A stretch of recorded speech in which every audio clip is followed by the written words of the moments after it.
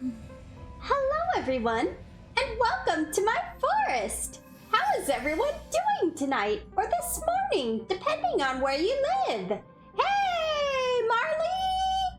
How are you? It's good to see you! Hey, Apple! How are you? Great to see you! Hello, hi! Hello, hi! How's Tubbies? Is he doing a big eep?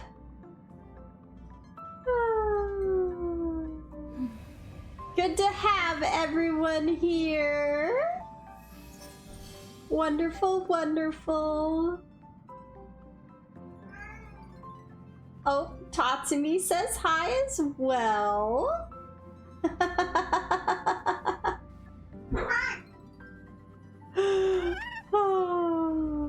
Oh, you wouldn't believe the amount of eep he currently is doing. Oh. He's apparently eeping for himself and Tatsumi because Tatsumi just decided to jump down from where she was laying down. Apparently she says, no eep, only meow.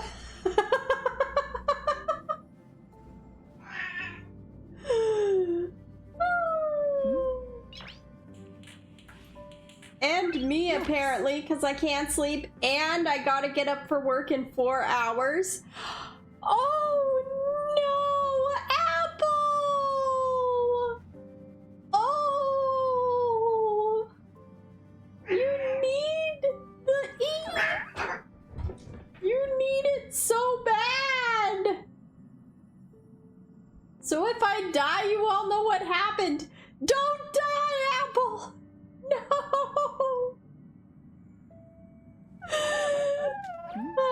Tatsumi is mad at me, I can hear. Noise. She says, go to sleep. Go to sleep now. I command you.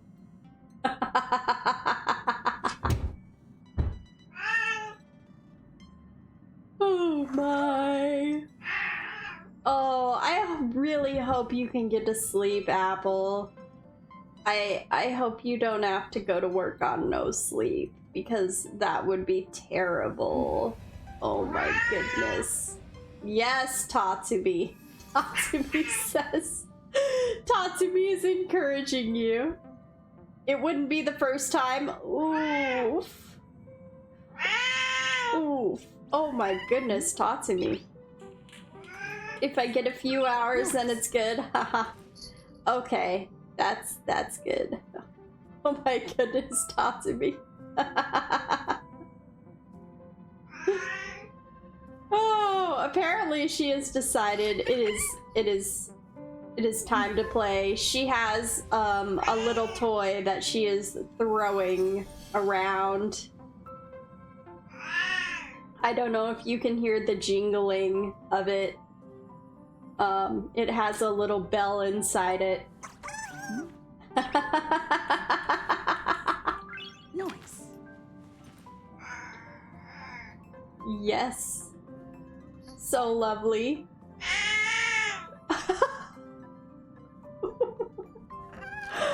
Honey, what is it? Oh. Well, tonight, guys, Yes, Tatsumi. We are playing Star Rail. New story has come out, and we are going back to Amphorius. We are going to the Vortex of Genesis. Will the Flame Reaver succeed in taking the core flames? Let's find out, shall we? Hopefully he doesn't. I'll try and head to sleep now. Good night. Good night, Apple. I really hope you get some sleep. Rest well. Thanks so much for stopping by. Night, night.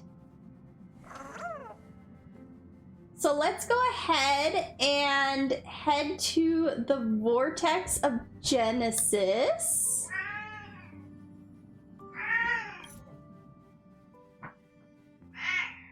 I don't think we need a story recap.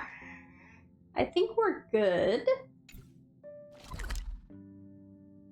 So let's head to the Vortex and recall what came before. Since arriving in Amphorius, each meeting and parting has come in dazzling succession, leaving behind a faint melancholy. Even the ever-spirited CottonCandyFuzz now stands within the Vortex of Genesis, immersed in memories.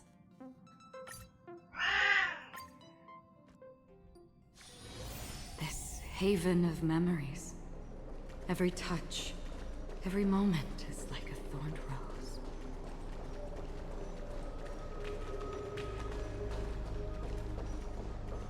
Okay. Here we go. Collect your thoughts. Thanatos' and Circe's core flames have been returned. All right. Sometime after that, the 12 constellations hover above, overlooking the vortex of Genesis. What a view! They embody the 12 Amphorian deities, fate, foundation, creations, and calamity of this world. Now, 10 among them have fallen, their core flames returned to the origin of Genesis. Above you, constellations shimmer, their brilliance echoing the faint slumber of each titan. The spins! The spins, Marley! And you have experienced 4 ascensions and 4 partings.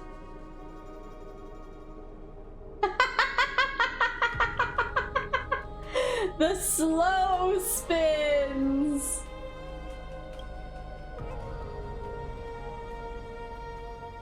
Strife. The Lance of Fury once became the Mad King, plunging the world into ceaseless strife until your valor brought it to an end.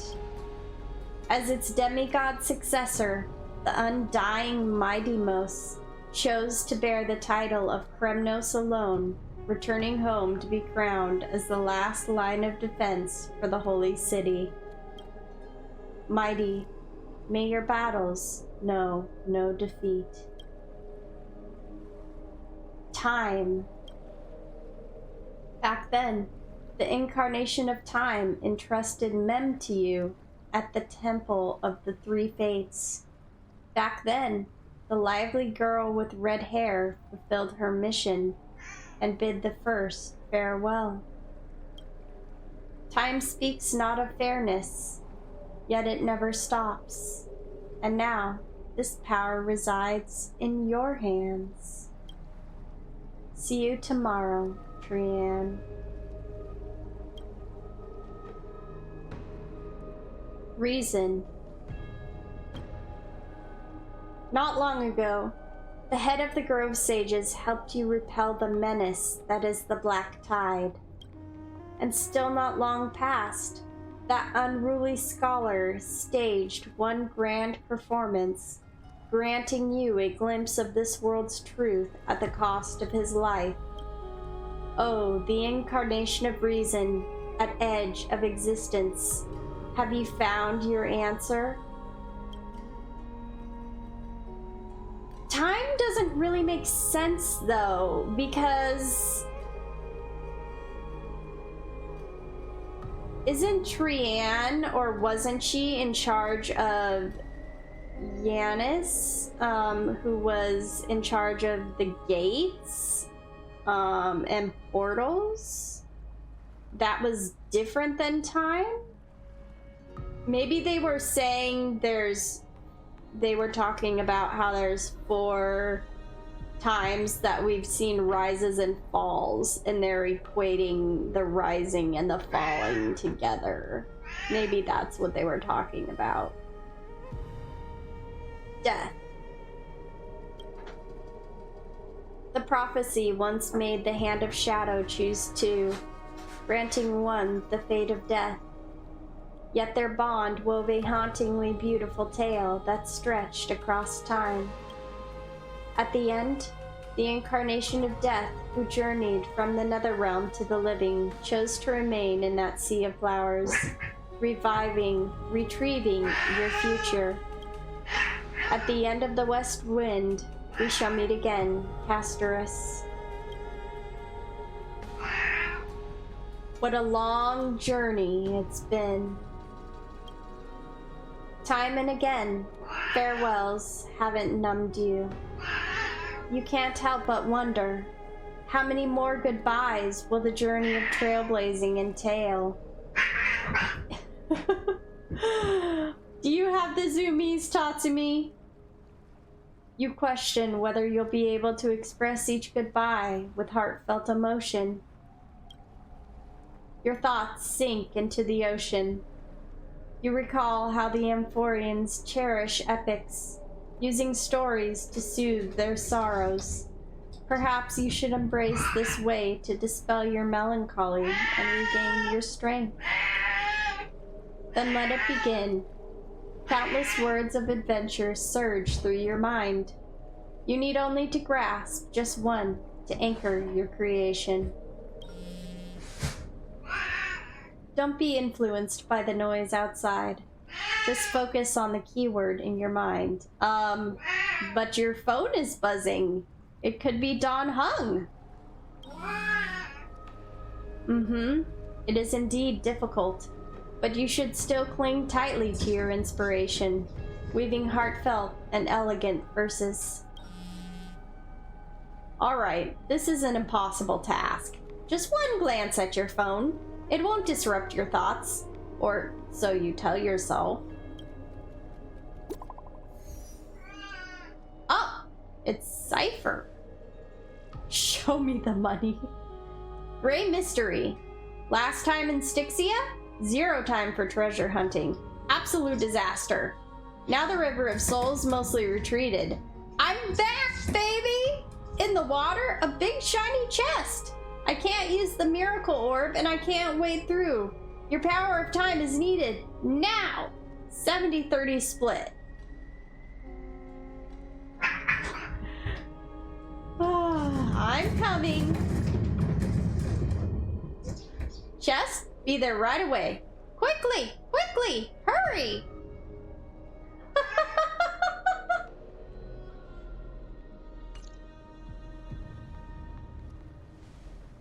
You must admit, even during this arduous and struggling low point, there are still those who live joyfully.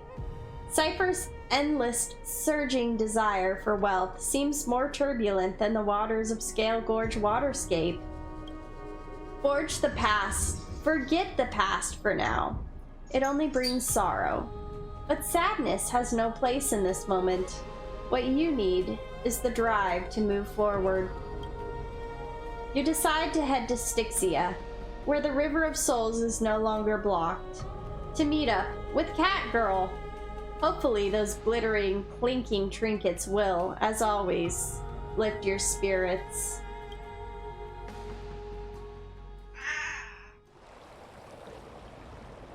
Oh, Styxia's moonlight is so beautiful.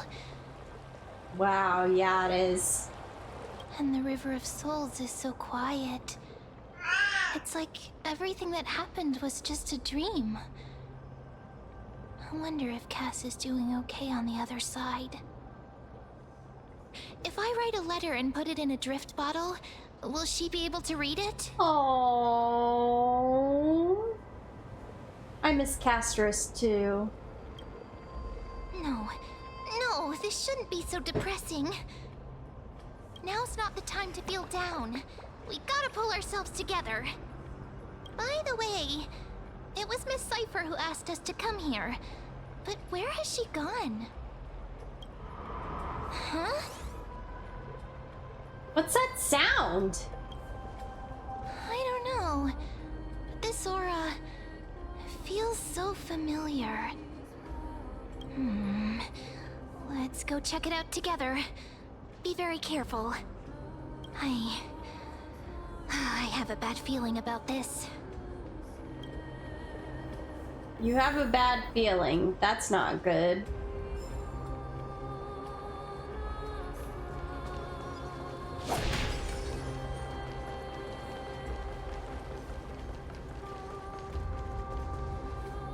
Hey, what's that on the ground? Should we pick it up? I don't know. It depends what it is. Is it a coin from Cypher? Careful, careful. What are you doing, man? It's a piece of black cloth. Oh no, that's really bad. Now, where have I seen this before? It's the Flame Reaver. What? How could they be here? They might be after Cypher's core flame. Mommy! Look out!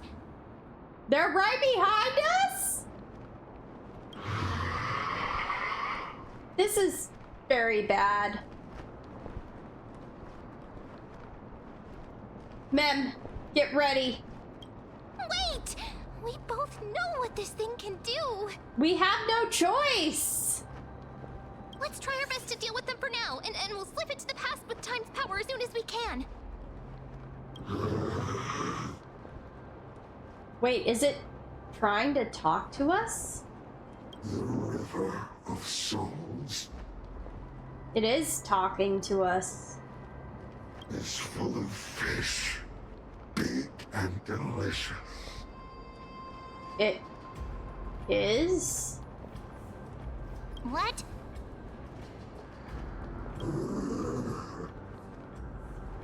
The flame chase journey stops.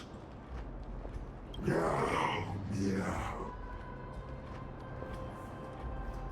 Oh no, did they already collect Cypher's core flame? Is this Cypher talking to us? Somehow?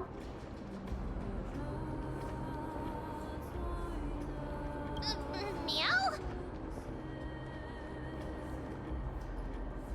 What's happening?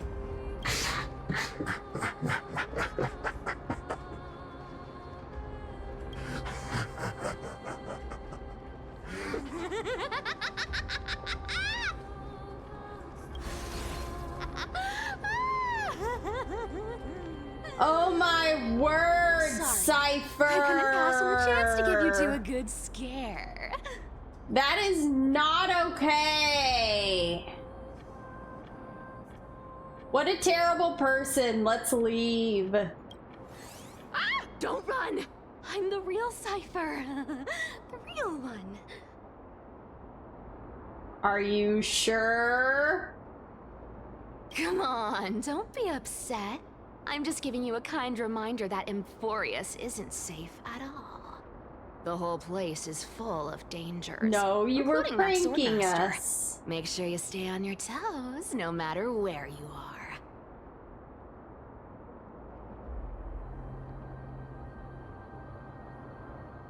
Well, I ain't grateful for the reminder. Well, Hey, ain't I I'm grateful just for making the it up to reminder? you. You're not gonna hold that over me, are you? So, was that a Flame Reaver disguise? Or a magic trick? It looked so real. Is that the power of the trickery demigod? Disguise? No. It's not as simple as that. Let me think about how to explain this. Well, explain. Think. For example, what did you think when you realized that piece of cloth came from the Flame Reaver's cloak? I thought, oh no, the Flame Reaver's after Cypher's core flame. We thought that maybe the Flame Reaver was around here somewhere? That's right. And then you heard some footsteps. What did you think when that happened? Well, we thought it must be the Flame Reaver coming this way. Yep, exactly. I just used some hints and, mental suggestions to help you believe in a lie. Lies are what Zagreus is best at. If everyone believes in a lie, then it becomes reality. Power to make lies into reality? That's got all my hair standing up. Is this foreshadowing? Like, is this gonna... Is something that is a lie gonna become truth later on in this story? And you're just telling us everything like that? You think I might be lying? No need. The seamstress trusts you for a reason. Someone as honest as you couldn't trick me even if you wanted to. So, there's no harm in telling you. Besides, we still need to team up to go treasure hunting, right? Let's wrap up here. It's time to get going. Oh, was that your teleslate? Maybe?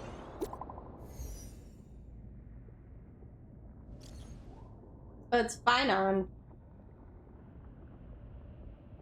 CottonCandyFuzz, did you rest well? I came during lucid hour and you seemed asleep, so I didn't wake you up. Oh, sorry, Finon. I didn't know you were looking for me.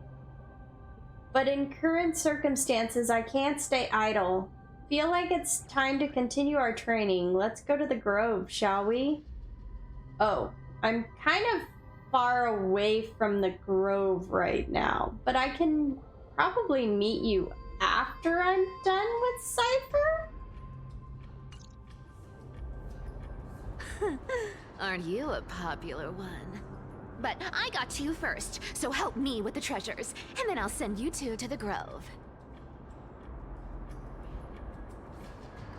Why do you need so much money anyway?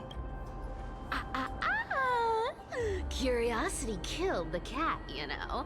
Do you think I'll spend it all? That's so not why I hunt for treasures. Why? Are you just greedy?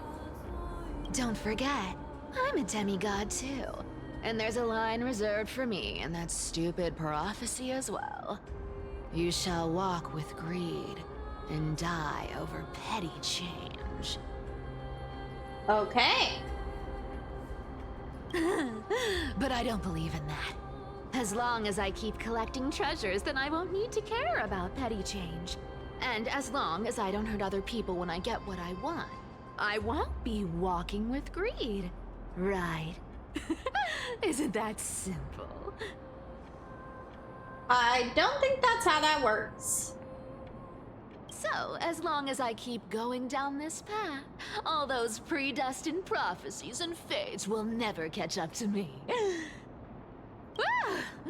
That was a long speech. I'm getting thirsty at this rate. The treasures of Styxia aren't gonna float up on their own. Come on, Grey Mystery. Show me what the authority of time can do. A few days later, at the crash site in the Abyss of Fate? So, this is the car of the Astral Express you've spoken of. My repository of memories has been enriched with another fascinating piece of information. Thank you for leading me here, Lord Donham. How is it still on fire after all this time? I'm surprised a council elder like yourself would be willing to journey so far to inspect the Express. Archimans hold wisdom and knowledge in high esteem. If the citizens knew of your origins, I'm sure more would be intrigued by the Trailblaze. Sadly, Discussions about the world beyond the sky remain taboo. It's been quite some time since you first arrived in Nakama. Presumably, you've been looking for a way to leave ever since. We haven't exclusively. We've kind of been caught up in stuff and been preoccupied with other things. I've been actively gathering clues and testing different things. Sadly, the more I find out, the more powerless I feel. Hey, Chaos, how you doing tonight? Fuzzy Fuzzball! Don't be too hard on yourself, my lord. This puzzle has stumped Amphorius' scholars for centuries. It isn't something you can solve overnight. Even someone as gifted as yourself. In the Grove, I discovered extensive research on the Sky Titan. It appears that many scholars from Amphorius believe the taboo against the world beyond the sky stems from a curse cast by Aquila. I nominate Apple for Twitch mod. He's amazing.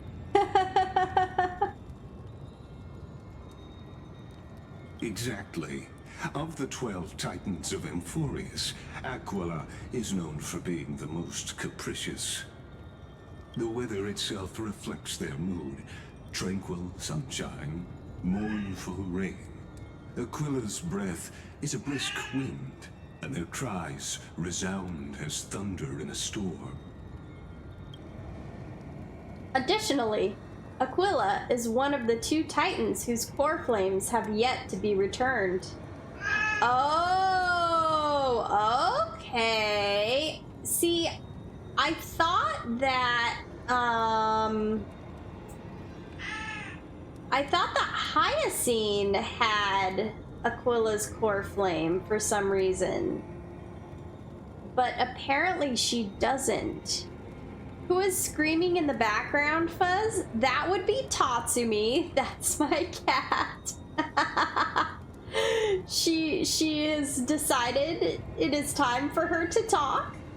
I don't know what she's talking about, but she is talking about something. Are you torturing her? Of course not. Why would I do that? Oh my goodness. She just likes to talk. It sounds like it. She has a very loud, demanding meow.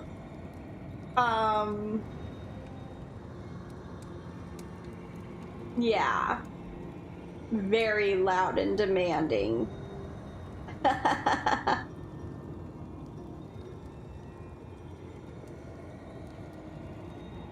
So, how is Hyacine not? I really thought Hyacine was the one who had Aquila's core flame. That's so weird. Kitty cam? We do not have a kitty cam. No kitty cam here. The sky above affects every citizen. It's clear that Lady Aglaya's decision to confront Aquila at the end of the Flame Chase journey was a carefully considered strategy. So what happens when they take Aquila's core flame? Will the weather be affected, I wonder? That's interesting. That's something to ponder. If returning Aquila's core flame can break the sky's curse, we won't have to exhaust ourselves searching for a way back. We can simply focus on aiding the Chrysos heirs. Anti-Catherians have no home to return to, so I understand your concern for your old friends and homeland. I used anti-Catherian technology, or scanning, as you might call it, to assess this car. Assuming my judgment is correct, I might be able to conduct a thorough overhaul of its power systems. Wow. Okay. Really? But... Of course. That's only if you, my lord, permit me to interact with it. What's your game though? Cause you forbade the Herda from coming into Amphorius. Why are you trying to help us? Do you want us to leave to stop the was it the destruction emanator from leaving Amphorius? Is that what your plan is? By all means, please proceed. But be careful. The Express's thrusters are extremely delicate. You honor me with your trust. I will be very careful. Lygus carefully scans the damaged propulsion system, then methodically began inspecting its components. This is unbelievable. You seem to understand its structure perfectly. Have you repaired something like this before? Not exactly, but we Antikytherians are inherently sensitive to machinery. Carefully endowed our kind with a unique advantage for analyzing and learning. Are you lying, Lygus? If you give me some time, I might be able to fully restore this damaged car to its former glory. Then you and your esteemed companion could set off on your return journey sooner. But isn't the real issue with Aquila? Hypothetically, Lord Donham, if I could open up a path out of Amphorius that circumvents Aquila's divine punishment. And how could you do that, Lygus? Would you consider ceasing your support for the Flame Chase journey?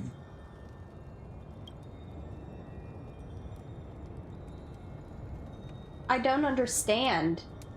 Does the Council of Elders possess some secret means of counteracting divine punishment? It's best if you don't delve too deeply into that question, my lord. All you need to know is, I can make it happen. Whoa! That's... wow. Okay, how, Lygus? There's questions, Lygus. Hey, Steven! How you doing? Thanks so much for the raid! Good to see you! Okay, Lygus, how can you make this happen? What immense amount of power do you possess that you could surpass a god and just say, nope, your power no longer applies? I might gonna lurk so I don't get spoiled on the new mission. Sounds good. I'm glad you're doing good, Steven. It's good to see you. Have a great lurk.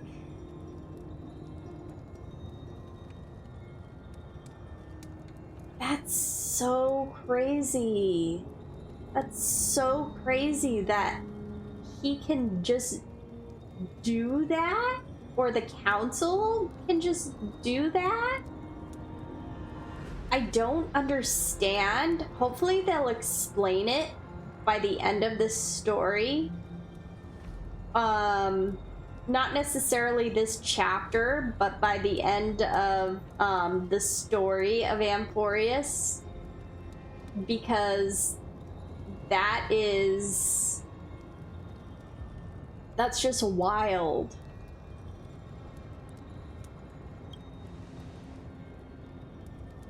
Maybe this is not a decision by the Council of Elders. but rather his personal wish.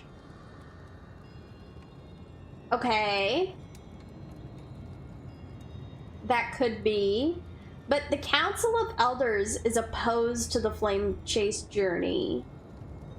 This would be good for the Council of Elders. But Lygus is supposedly neutral towards the Flame Chase journey. So why would it benefit him? Unless he's not neutral to the Flame Chase journey. Unless he's not as neutral as it seems. Or unless the Trailblazer and Don Hung are seemingly becoming a threat to him somehow. Or unless he feels like the Trailblazer and Don Hung are worthy of a kindness and he's trying to be kind towards them because he sees the good that they have done and he feels like maybe, for example, they're in danger and he doesn't want them to be put in danger and he's trying to get them out of danger. There's several things that it could be. Okay. The crucial point is, if you and your companion are unwilling to halt your support for the Chrysos heirs, it could offend certain interests. Oh, so he does want them off Amphorius. This isn't just like an offer, it's a suggestion. He is trying to get them to leave.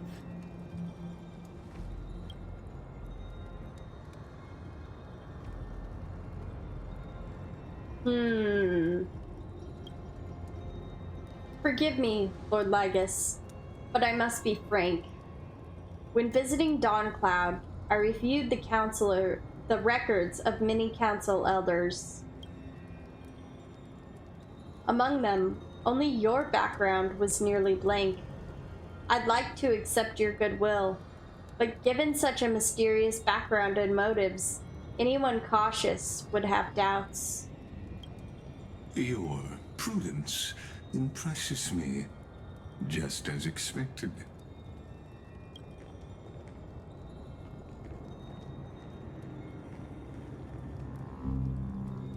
What is this? Are these people...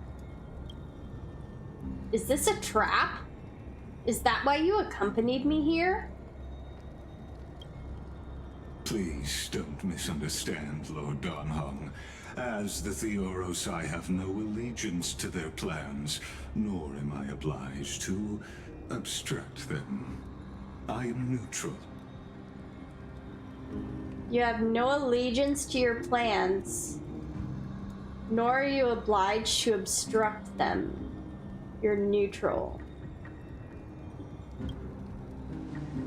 Out of respect for you, I hope to offer a peaceful solution to ensure the safety of you and your companion.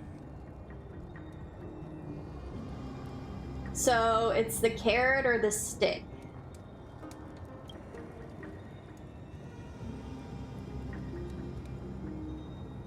One against four, then.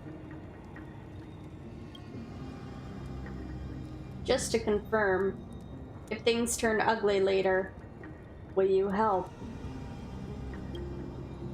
I will not.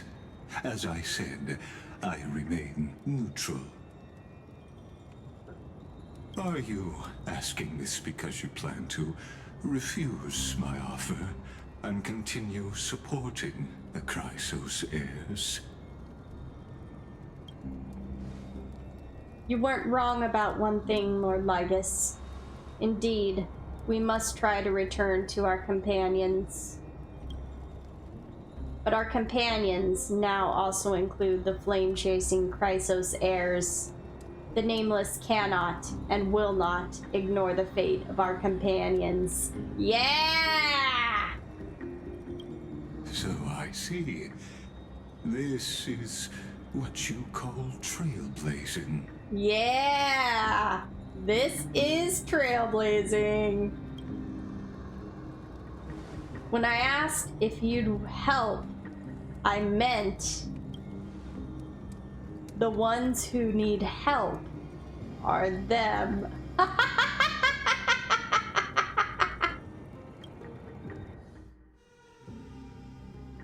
Meanwhile, in the Grove of Epiphany, what a guy.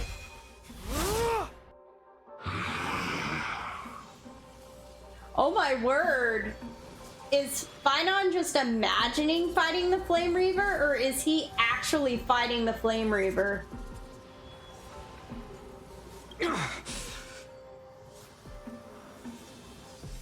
have such overwhelming power, so why?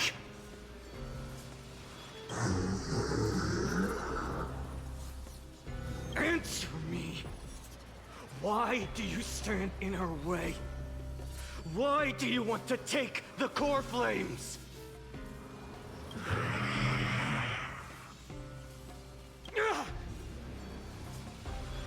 Oh no!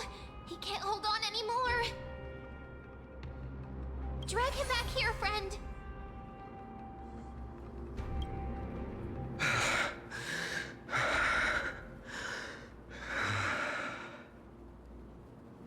Are you okay? What is going on? I'm okay. I can handle that kind of hit now. But a few months ago, that would have knocked me out.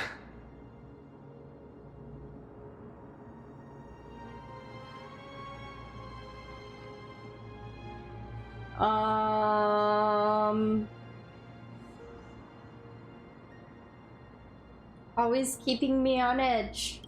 Thanks for worrying, buddy. Thanks for the help. To face Aquila and other potential threats, I must sharpen myself with the most aggressive methods. Even so, it's impressive you thought of this training method. Battling the phantoms of the past in the River of Time? It's just like the hyperbolic time sanctum that the bards describe. Battling the phantoms of the past in the River of Time. So there's a River of Time.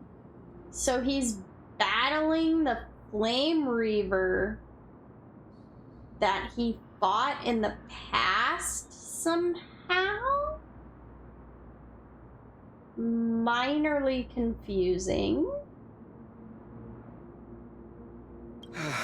It's working pretty well, wouldn't you say? But combat isn't just about strength and skill. You also need the right weapon.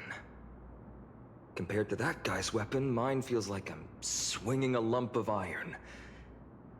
I can't tell you how many swords I've gone through since the training began. Why not get Cartonis to help? Don't worry. I've already arranged that. Of course I need him. I asked him to make a suitable divine weapon for me. It's a little embarrassing to say this, but in order to help me, he deliberately turned down all other business. Oh, wow. Oh, Cartonis is part of this flame chase journey after all. Full of energy. Thinking about how he's been recently, maybe you're right. But, Finon, I've been somewhat concerned about you. Lately, you seem more and more fixated on that Swordmaster in black. That's quite the sudden shift in topic. I've been holding this question in for a long time. You're getting stronger, but seeds of unrest are also growing in me. Don't worry. I'm not wielding my sword for revenge. She's been through Nikador's trial and understands. Those who can't walk out of the shadows of their past are ultimately weak. Times have changed. The responsibility I bear is both precious and fragile. I wield my sword for the future of Amphorius. I will not let hatred cloud my judgment again and neglect my duties. All right. You've really grown. I'm far from finished.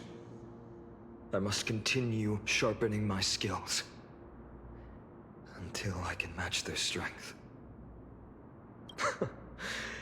Every time I say something, things get so serious. I don't want to be the person who keeps bringing the mood down. Oh, you're okay, Finon. I'm out of energy for training today. How about we go to the library of Philia to lighten the mood? A library? That's what I've been looking forward to. We deserve to enjoy ourselves after all the hard work. Today, I'm definitely going to...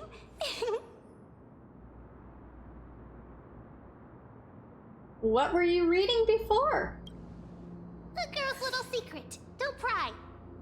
Okay, then. That's the charm of this place. You can find whatever you're into here. The three of us might not be into scholarly books, but we could still spend an entire day at the Library of Philia.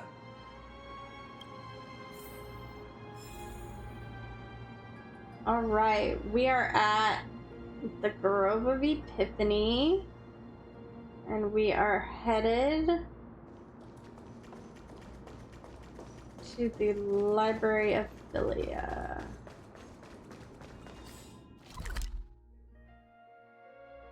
I am going the wrong way.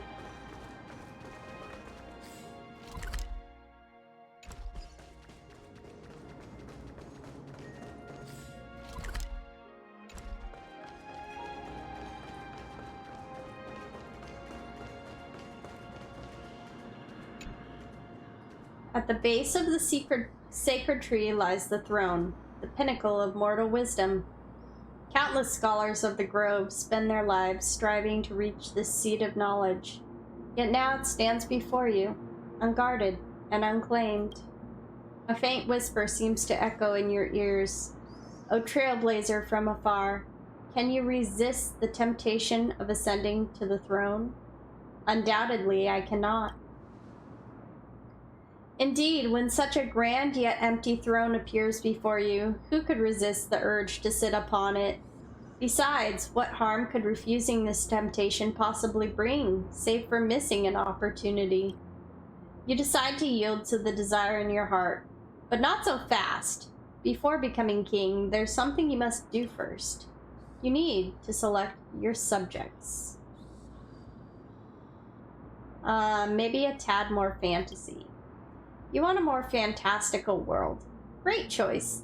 You shoulder a giant sword and carry 2 bottles of pomegranate juice as you approach the final battle platform alone. Standing in your way is the familiar Flame Reaver. Combat-brained brute, Nikador, the Lance of Fury. Coward shackled by memories, Orynyx, the Veil of Evernight. Great fool trapped in the cocoon, Circes, the Bow of Rift. A band of self-righteous titans. And you, the nameless here seeking the flame, you're all the same filth. The black-clad swordsman unsheaths a strangely shaped blade and points it at your chest. A fierce battle is inevitable. What happens next? Well, no one can fight the same battle twice, not even in your imagination. Regardless, you defeated the swordsman and claimed the ultimate victory. The White Dryad brings word. At the end of the forest, at the sacred site of scholars, CottonCandyFuzz has become the sovereign of the Grove. The seat is so big, and I look so small.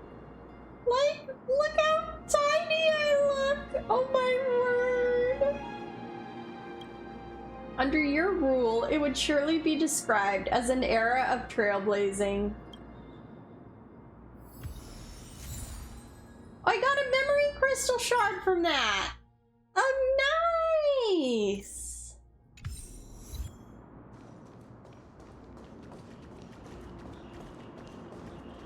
Catch. A guardian nymph.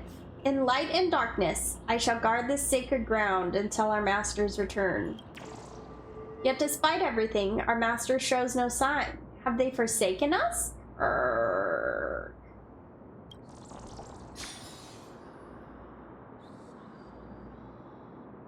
Okay.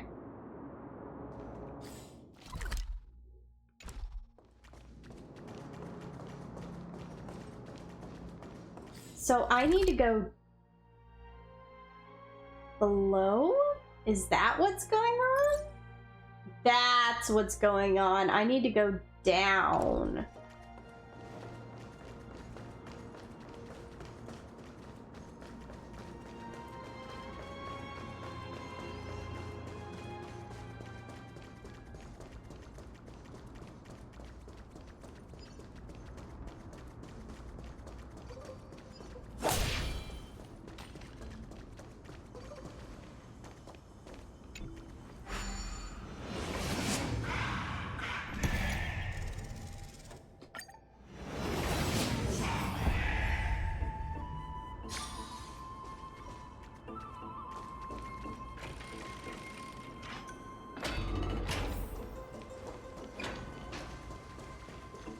Okay.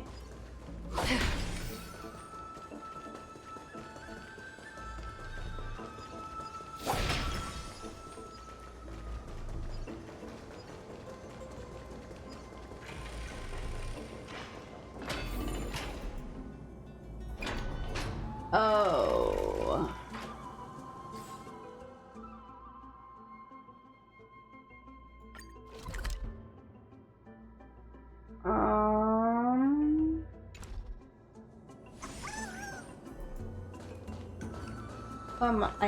I'm stuck? I'm not stuck anymore. Okay.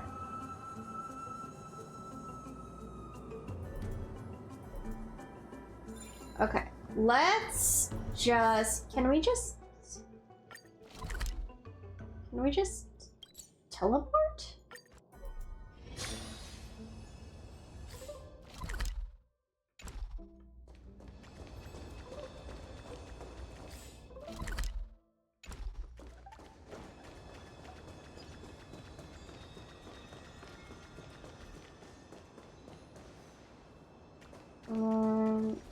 No, we need to go this way.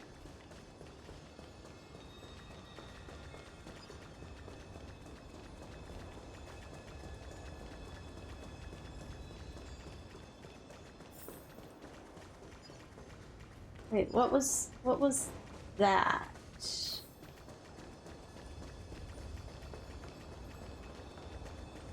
This. Oh, start taking photo. The airborne pathways leading to the treetop are guarded by the butterfly of divine mind. You recall now on your last visit here you hadn't had the time to capture this breathtaking scene for March 7th. Now seems like the perfect opportunity to make up for it. Take a photo of the butterfly of divine mind. Oh, yeah, let's take a photo for March. Wow, that's really beautiful. Okay.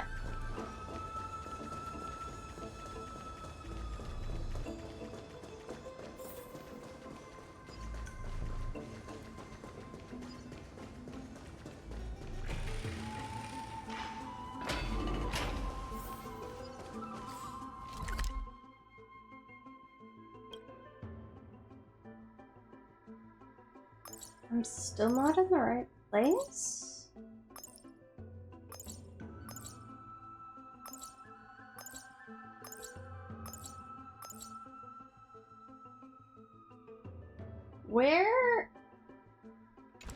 Where is it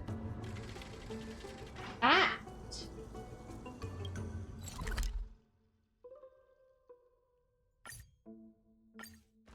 Here we are! Where was that? There we last go. time? Was it here? Or maybe over here? I'm off to have some fun! It's free time now, so you should relax too.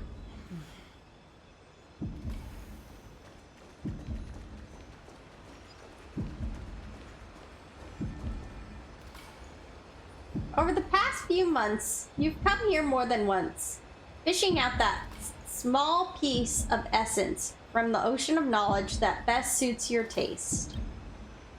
You're quite relieved that Don Hung isn't around. No one will be there to judge your reading tastes. The scroll at hand shows a line of small text. Non-standard reading material. Please return to its original place after borrowing. Do not let any Grove professor discover it. 10 exclamation marks. That's a lot of exclamation marks.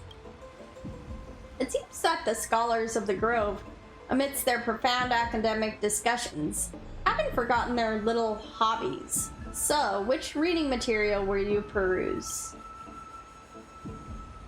Forbidden Love, The Tree and the Butterfly. My professor can't possibly be this shy. One Punch God Aquila. Let's stop here. One Punch God Aquila. Oh my. We're not gonna read this. It's very long.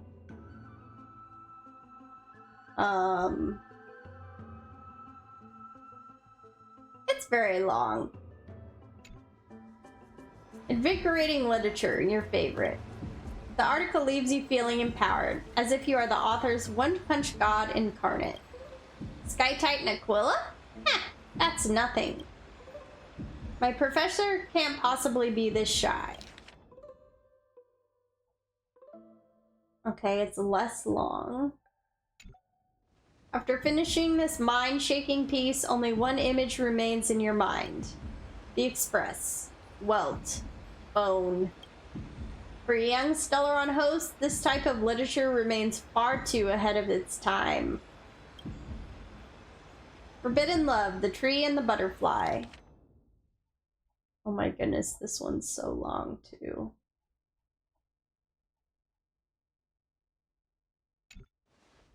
That's it? Nothing else? This love story abruptly ends at its worst moment. Whether the author lost the motivation to continue or some urgent situation occurred remains unknown. If it were the latter, the Flame Reaver is fully responsible. Let's stop here. I wonder what Finan and Mem are reading. Let's take a closer look.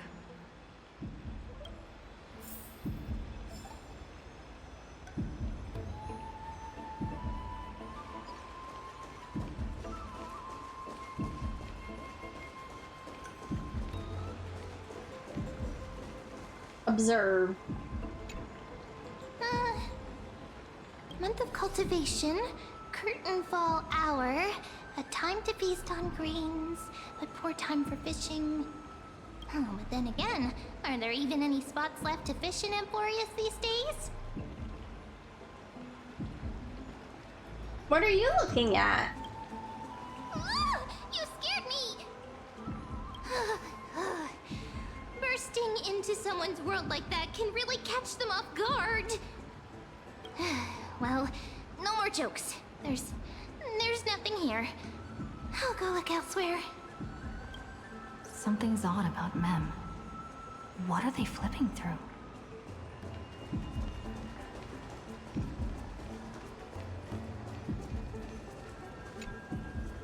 Oh, these cards are so detailed and fine. Ruler, Weaver, Traveler, Healer. But the interpretation for each card is so long. Do I have to memorize them all? What are you looking at? What a coincidence! We meet again. Guess we're fated to be together, huh? Kind of. But you must be busy, so I won't bother you for now. Hope your day, every day, is joyful. So suspicious. Not like their usual self.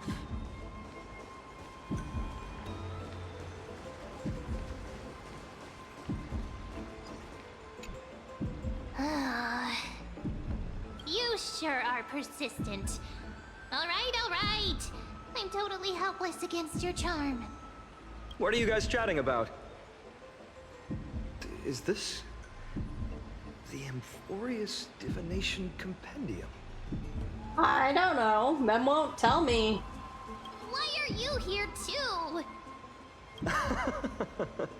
Sorry, seeing you two chasing each other around, I suddenly found my book not that appealing anymore. Never thought Mem would be into divination.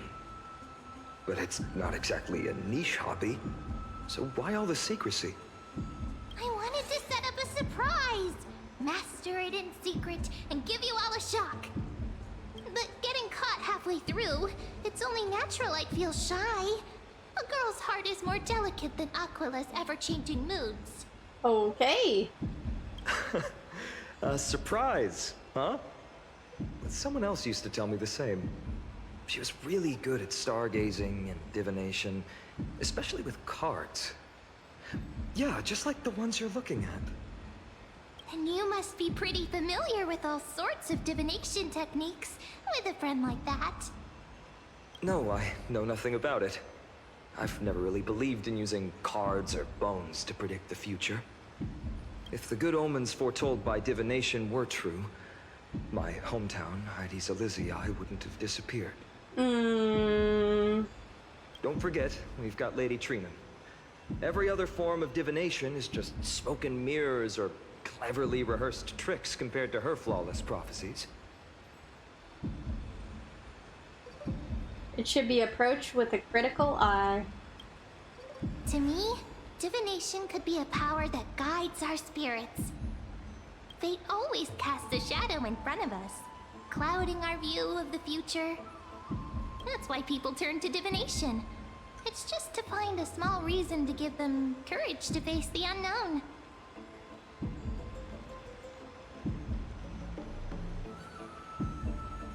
What if divination predicts something bad? Divination is only meaningful when there are both good and bad outcomes. Even bad omens serve as guidance. They can help keep us alert, right? Strange. That person I knew used to say similar things. Looking back, whenever she interpreted a card for me, I couldn't help but feel uneasy. Even though I never believed in the outcomes. Maybe it was her tone. Cyrene. She could paint a complete fantasy so vividly, it utterly captivated me as a child. Right, I still carry a card she once used. Do you want to see it? Oh, wow! It's so exquisite! I'd love to have a card like that.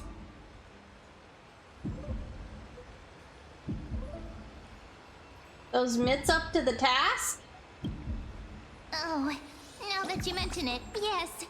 It would be even better if it were made of, say, crystal. Wouldn't it be prone to breaking if it were made of crystal? Speaking of which, partner, there's something I haven't shared with you all. Remember our first trip to the Temple of the Three Fates? The riddle that Orin exposed to us?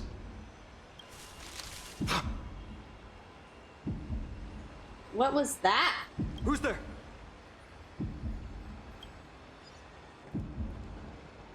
Oh, great. You are... Eyes peeled, everyone. These folks are up to no good. Black clothing. Masks decorated with golden blood. Are they cleaners? To directly call us by our name, it seems you, Lord Finan, have studied the forgotten history of Amphorius quite thoroughly. What's being cleaned? Closer cars? Oh my goodness. Who are they? Your friend seems quite interested in us. Perhaps you could explain, Lord Finan. It would be the polite thing. We can't let our esteemed guests pass away without understanding. You sure we'll be the ones passing away?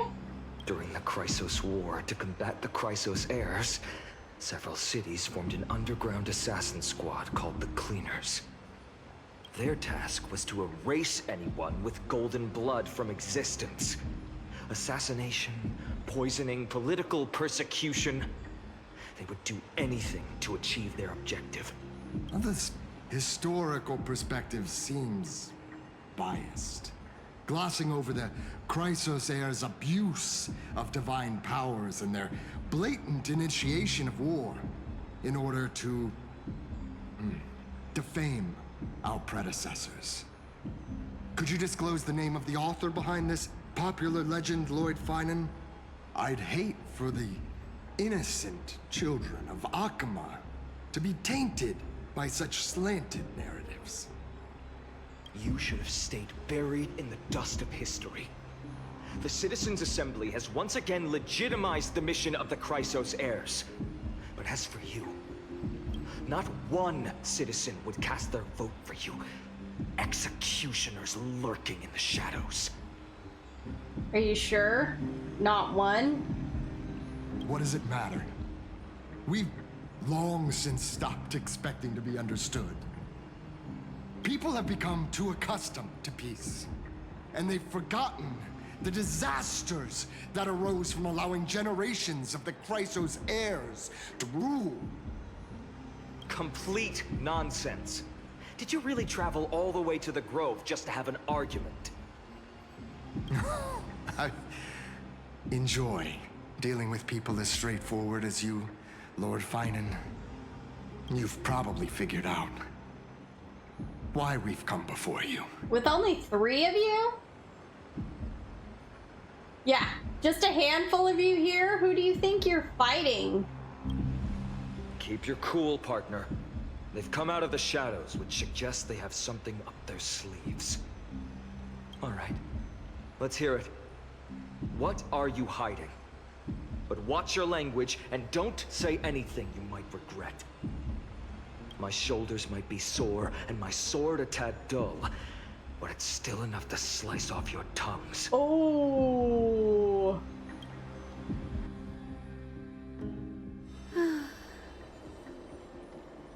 How's it going, Cinny? This place fits, doesn't it? It's a bit small, but the lighting is perfect. Thank you, Lady Treeby. With this, the Twilight Courtyard can be reborn in Akama.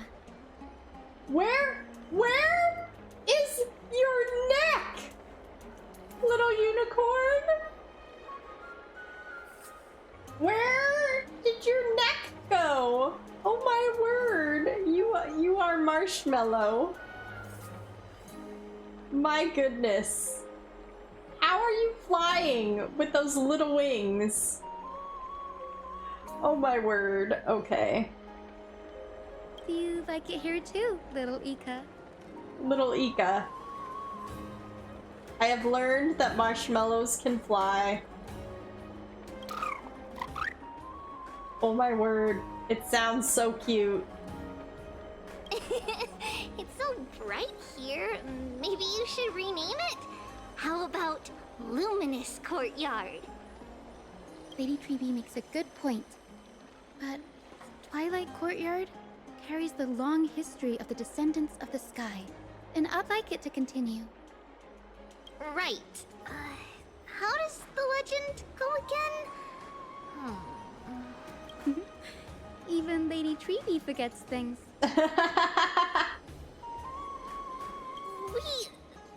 We just haven't prepared lessons in a while now, so we're a bit rusty. Just give us some time and we'll remember. Ah, now we remember. Kremnos and the Firmament, Volume 3, Section 5. With Seliosi, the Day Thunder Knight, striking down the Eye of Twilight, the divine war between Nikador and Aquila, which spanned centuries, came to an end. The Eye of Twilight. Who's the Eye of Twilight? Isn't Aquila the Eye of Twilight?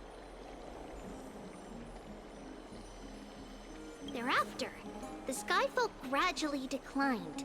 Numerous sky fortresses were abandoned, and their descendants began to establish themselves on the land. Finally, those descended from Seliosi the Day Thunder Knight were welcomed by the scholars under Circes and established the Twilight Courtyard in the Grove. The historical records seem slightly at odds with our memories. But the details from that time have become somewhat hazy to us.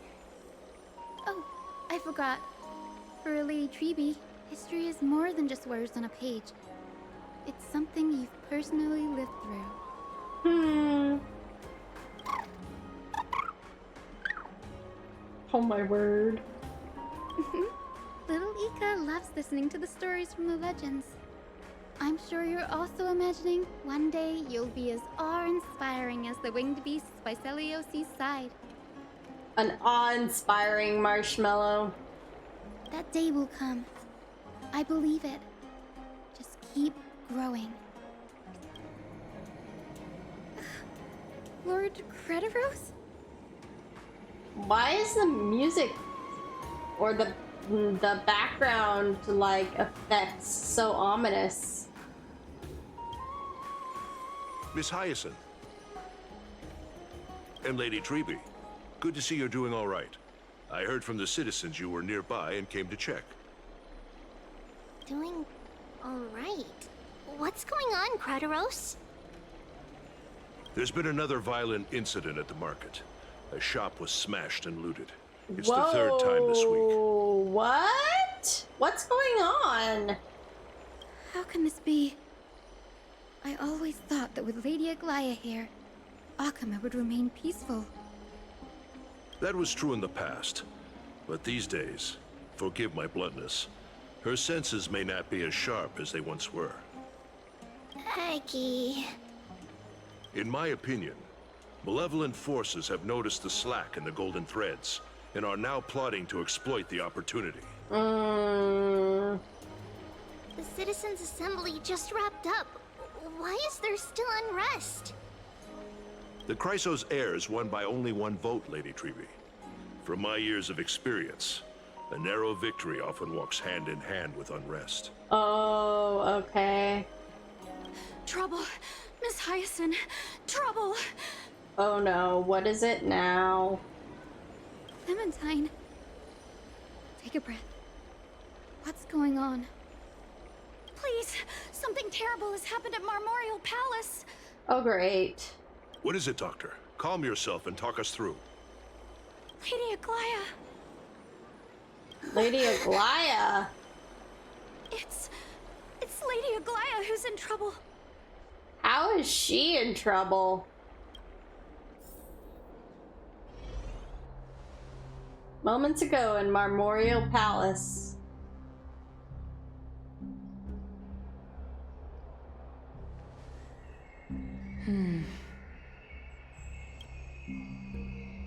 I still remember. This bath that overlooks the entire palace was built by the Council of Elders 900 years ago.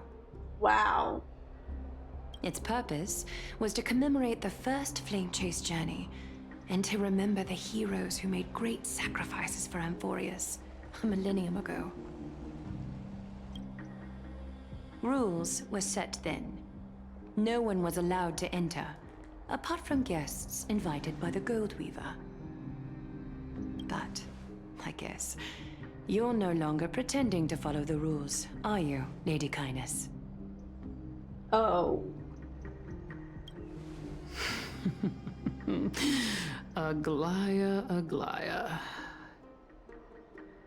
You ageless witch, hiding behind a divine facade to deceive mortals.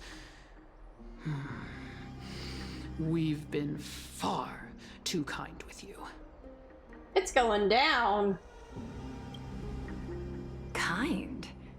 There's no need to use such a word to cover up your incompetence. Oh. Anaxagoras humiliated all of you before the citizens. If you still had any shred of shame, you'd throw yourselves from Dawn Cloud at the curtainfall hour to salvage the last fragments of your dignity. Demigod, Why not gaze into the water's reflection and see the wretched face you wear now? These days you're not only blind, but also deaf. The cleaners were born for this moment. When all orders, rules, and laws fail to restrain you, it's time for the dagger to pass judgment. Look at yourself, Kindness. The votes were passed. It looks like all orders, rule, and laws are failing to apply to you, Kindness. If you're in such a hurry, give it a try. Going toe-to-toe with a demigod? We're not that foolish. And the what are dagger you isn't doing at here? your throat, but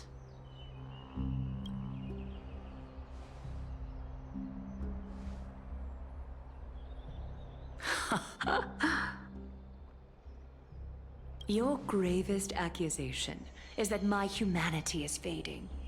And you claim my concern for mortal joys and sorrows is nothing but a facade. If that accusation holds, what makes you think the lives of these civilians will sway me in the slightest? fine. I'll gladly use a few more words to shatter that demigod facade of yours. Like I said, you're not only blind, but deaf too. Lately, your control over Akuma has weakened.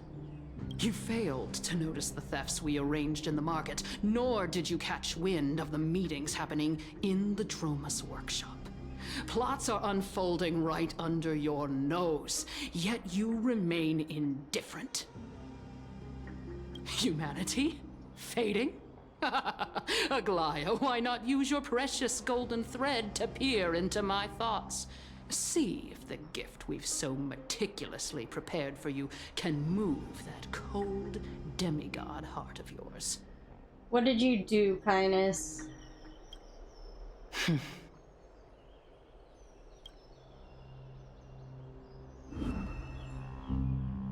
In this moment, I only regret not being more ruthless. Because your evil is beyond cure. You finally figured it out. You have grown dull. I've been holding that image in my mind this whole time to make sure you could see it clearly. I want you to have this knucklebone talisman, Big Sis. I hope it brings you luck every day and keeps you safe from bullies. No, not the little girl. That girl who can't speak or hear. What if she accidentally lost her eyes too? You know better than anyone what it feels like to lose your sight. Imagine if 1,000 years ago you, already blind, had also lost your voice and hearing in your youth. Would you still have become the Aglaya you are today? So she wasn't always blind. Interesting.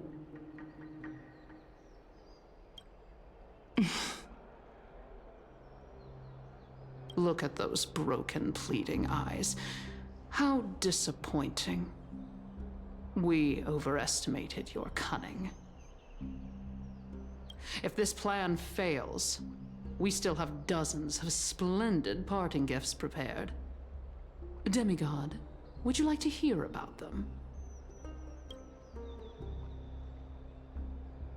I thought I could buy some more time.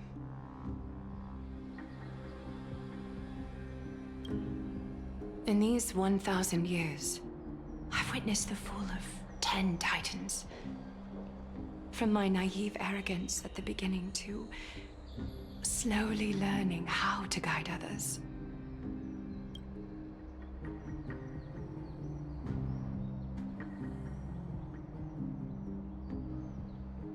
Now, it's time to let go.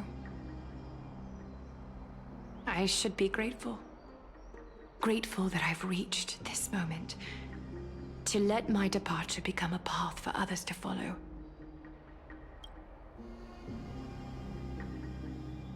Have I done enough? If I embrace that prophecy now, and sink into the warmth of these waters,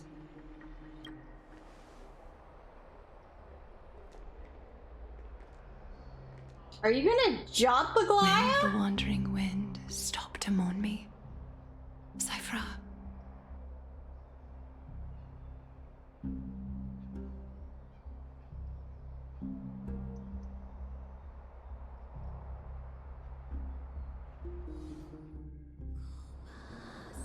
A millennium ago at Memorial Market?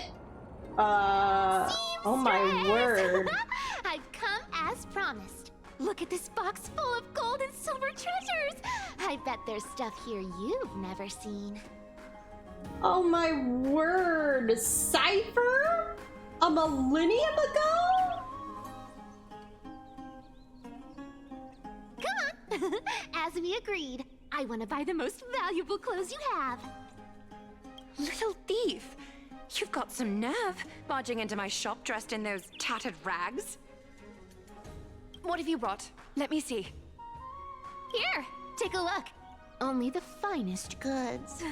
See the sapphire? It's even more blue than Fagusa's eyes.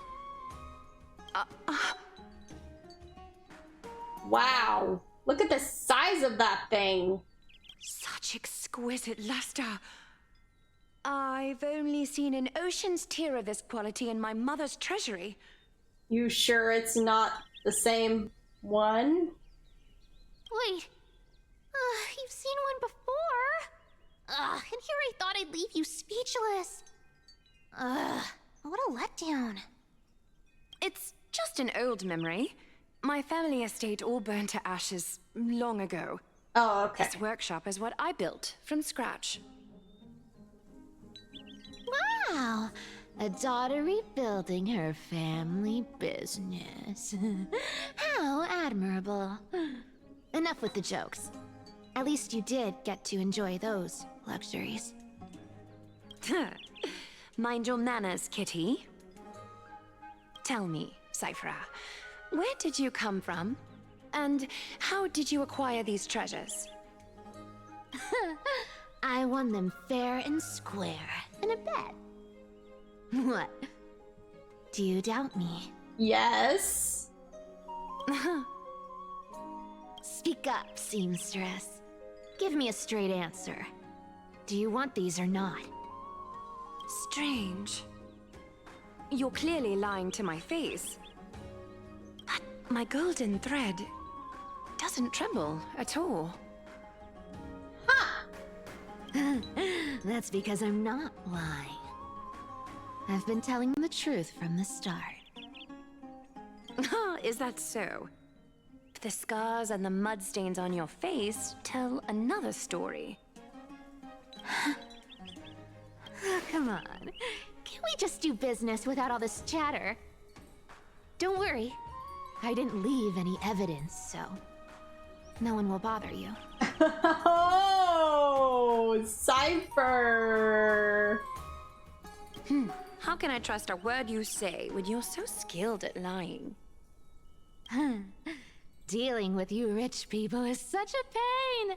Always wasting my time. Fine, if you don't want it. There are plenty of others who do. Hold on. Your treasure? I'll accept it.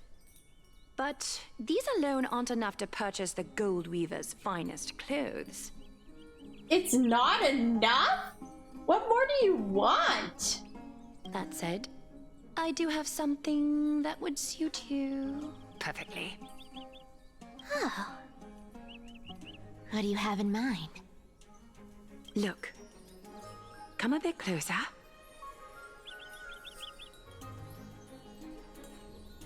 All those just for shoes? Oh, it's shimmery gold. Absolutely stunning. These golden boots are the Gold Weaver's greatest treasures. Though not as valuable as the most precious gowns, they hold a magical power. Legend has it that Zagreus blessed these boots, allowing anyone who wears them to move swiftly and silently. What happens when she grows out of them? I guess she could always sell them. Put them on, Cypher. And don't get caught again. A face as lovely as yours deserves better protection. Are you encouraging her to steal? And not get caught? Oh my word, Aglaya!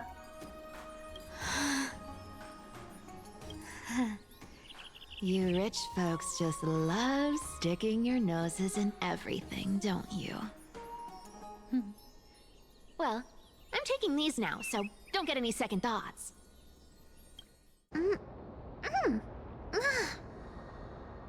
What's wrong? Do you have a smaller size? These are way too big for me. Well, I suppose you'll have to grow into them.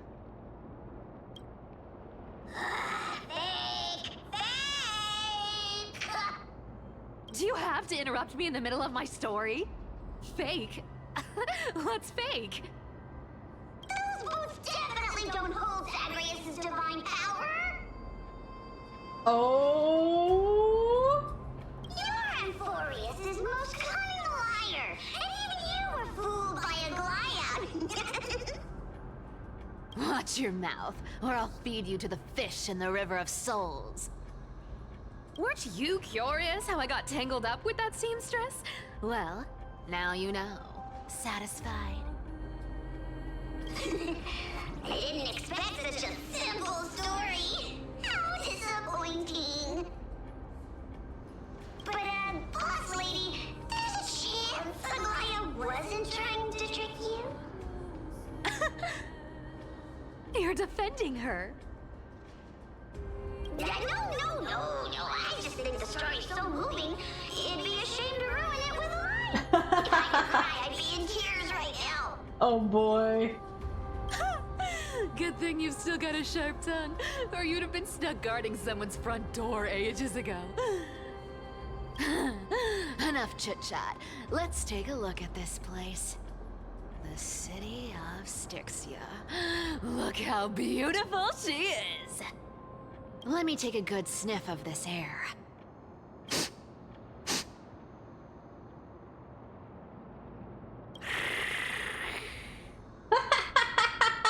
This air, it's filled with the scent of treasure everywhere.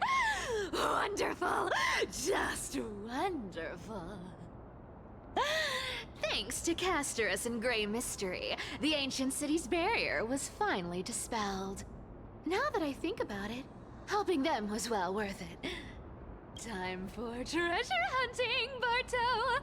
Lead the way, and whatever we find, we'll split 80-20. Well, I have a suggestion. How about, 70-30 instead? Listen closely. Do you hear that? The gnawfish in the River of Souls are growling with hunger. Oh boy. 80-20 it is! How generous you are, boss lady Cypher! Anyway, what's with all this water? It's damp, cold, and miserable here. I hate it. Ooh, the mighty demigod of trickery! Uneasy around water? You wouldn't understand. The people of Dolos are talented in many ways. Just, not in swimming. Why don't we have a race? Long distance, sprint, or laps? Take your pick. What's got you so worked up? Relax. Who would have thought the fearless Lady Cypher was afraid of water? Cats hate getting wet. What's so hard to understand about that? Now, hurry up and figure out a way across, or I might have to reconsider our split. Don't rush me! Let me take a look around. Got it. Let's use that thing! Come on!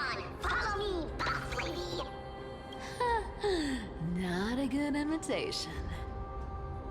I'll play along. Let's see where this goes, Bartolos. Tell me, how did you hunt for treasure when I wasn't around, boss lady? Okay. Trying to trick me into saying something. Not a chance. You're as sharp as ever. Ooh, interesting. Very interesting. Was this device designed by priests of Ornyx? Do you think you can handle it? Don't underestimate me, boss. Just find a cozy dry corner and wait for me. Mission accomplished. Now you don't have to worry about your tail getting wet. So Bartolos can handle this? He can activate the Ornyx's blessing? I thought only the Trailblazer could do that. That's very interesting. Huh. Now, I'm confused. How come Bartolos can do this? Because he's part of Zagreus and not Ornyx. I'm confused. Alright. Not bad, but just a warning. If this thing fails while we're halfway through the water... Don't worry, trust me. For that sweet 20% cut of the loot, I'll make sure you're taken care of.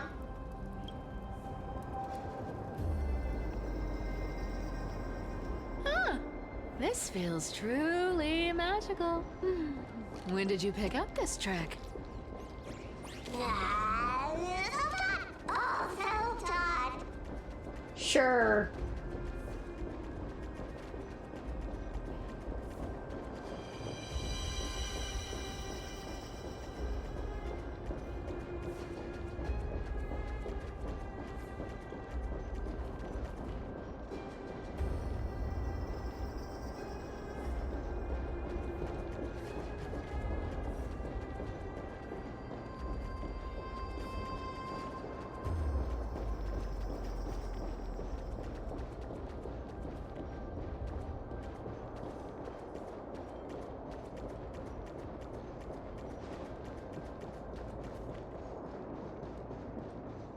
We're here. Can we turn off this spotlight now? It's really blinding. No problem. Just use the device over there to shut it off.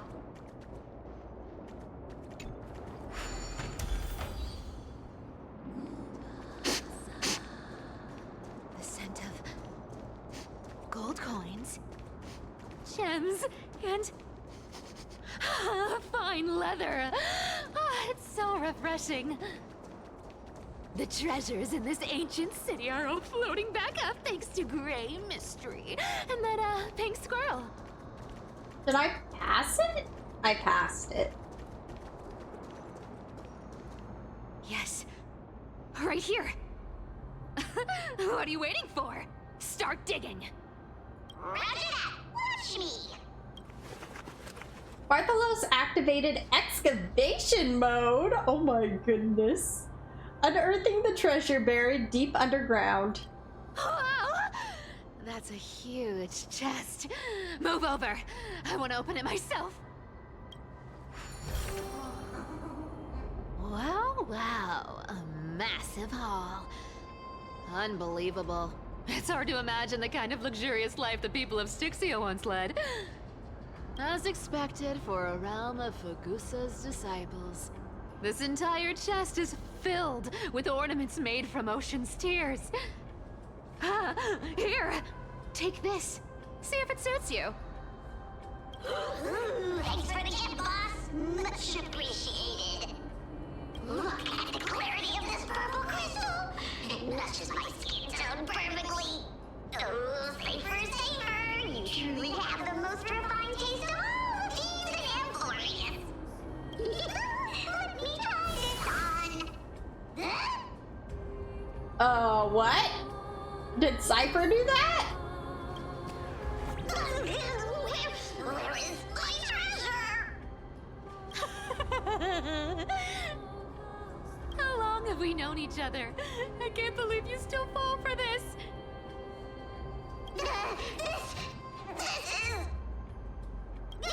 How could I have forgotten about this? I'll believe it is true, and a lie becomes reality. What a convenient ability. The demigod of trickery's divine gift. Far more practical than any golden thread or teleporter. All right, enough fooling around. Here's the real thing. Lead the way. Cipher rules! I've already pinpointed the next trove of treasure! Starting navigation. Boss lady. So that treasure was fake. Got any plans on how to spend it? Of course. Spend nothing. Have you forgotten my silly prophecy? That treasure was just all in his head. Uh-huh. Isn't that the controller for the hands of Zagreus? Indeed it is.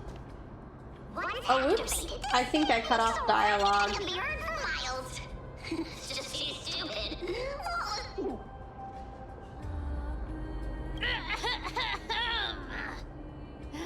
Seriously, what was the Titan thinking when they came up with this thing? Hey! If you don't want the trickery to be exposed, you'd better start by keeping your mouth shut. What do you say? Boss lady, you're absolutely right. I'll be careful with my words.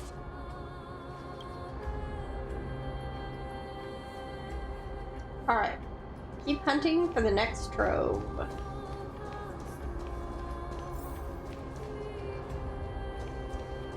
Here we go round the river of souls.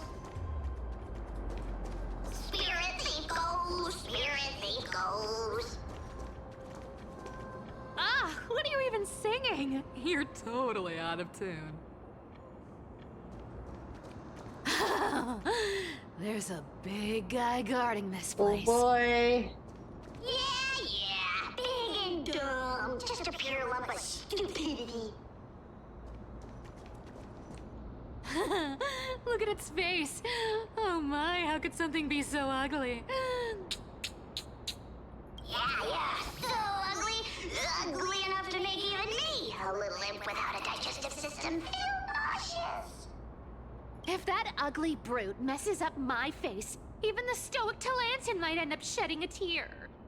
Indeed, that would be heartbreaking. Clearly running away is the sensible choice. So, how about you take the front? I'll attack from the side. Right. Fleeing fits a rogue nature. Huh?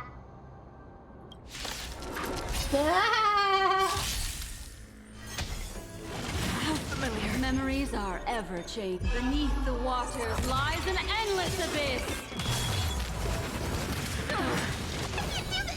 Folk, Don't come any closer. fiends or devils, I'll crush them all! Stand still. What do you want to know? Ill fate descends. Again. Say bye to breathing.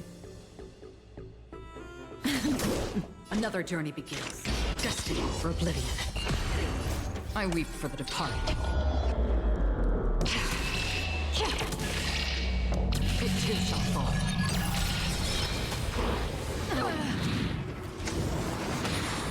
I'm scared. Stay put! Destiny isn't chosen. Ill tidings manifest. Relax. Good times Oh my. never last. Time to say bye.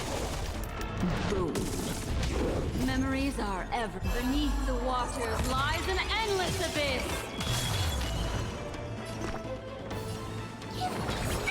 Thanks. You're too good to me. Ill fate descends. May as well kill them all.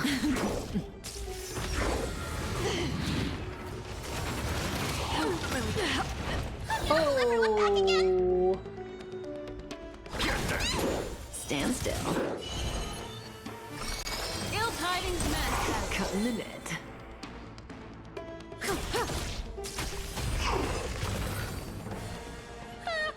Such an ugly and useless creature, taken down with just a couple of hits. How boring. Hey, Bartolos, are you still alive?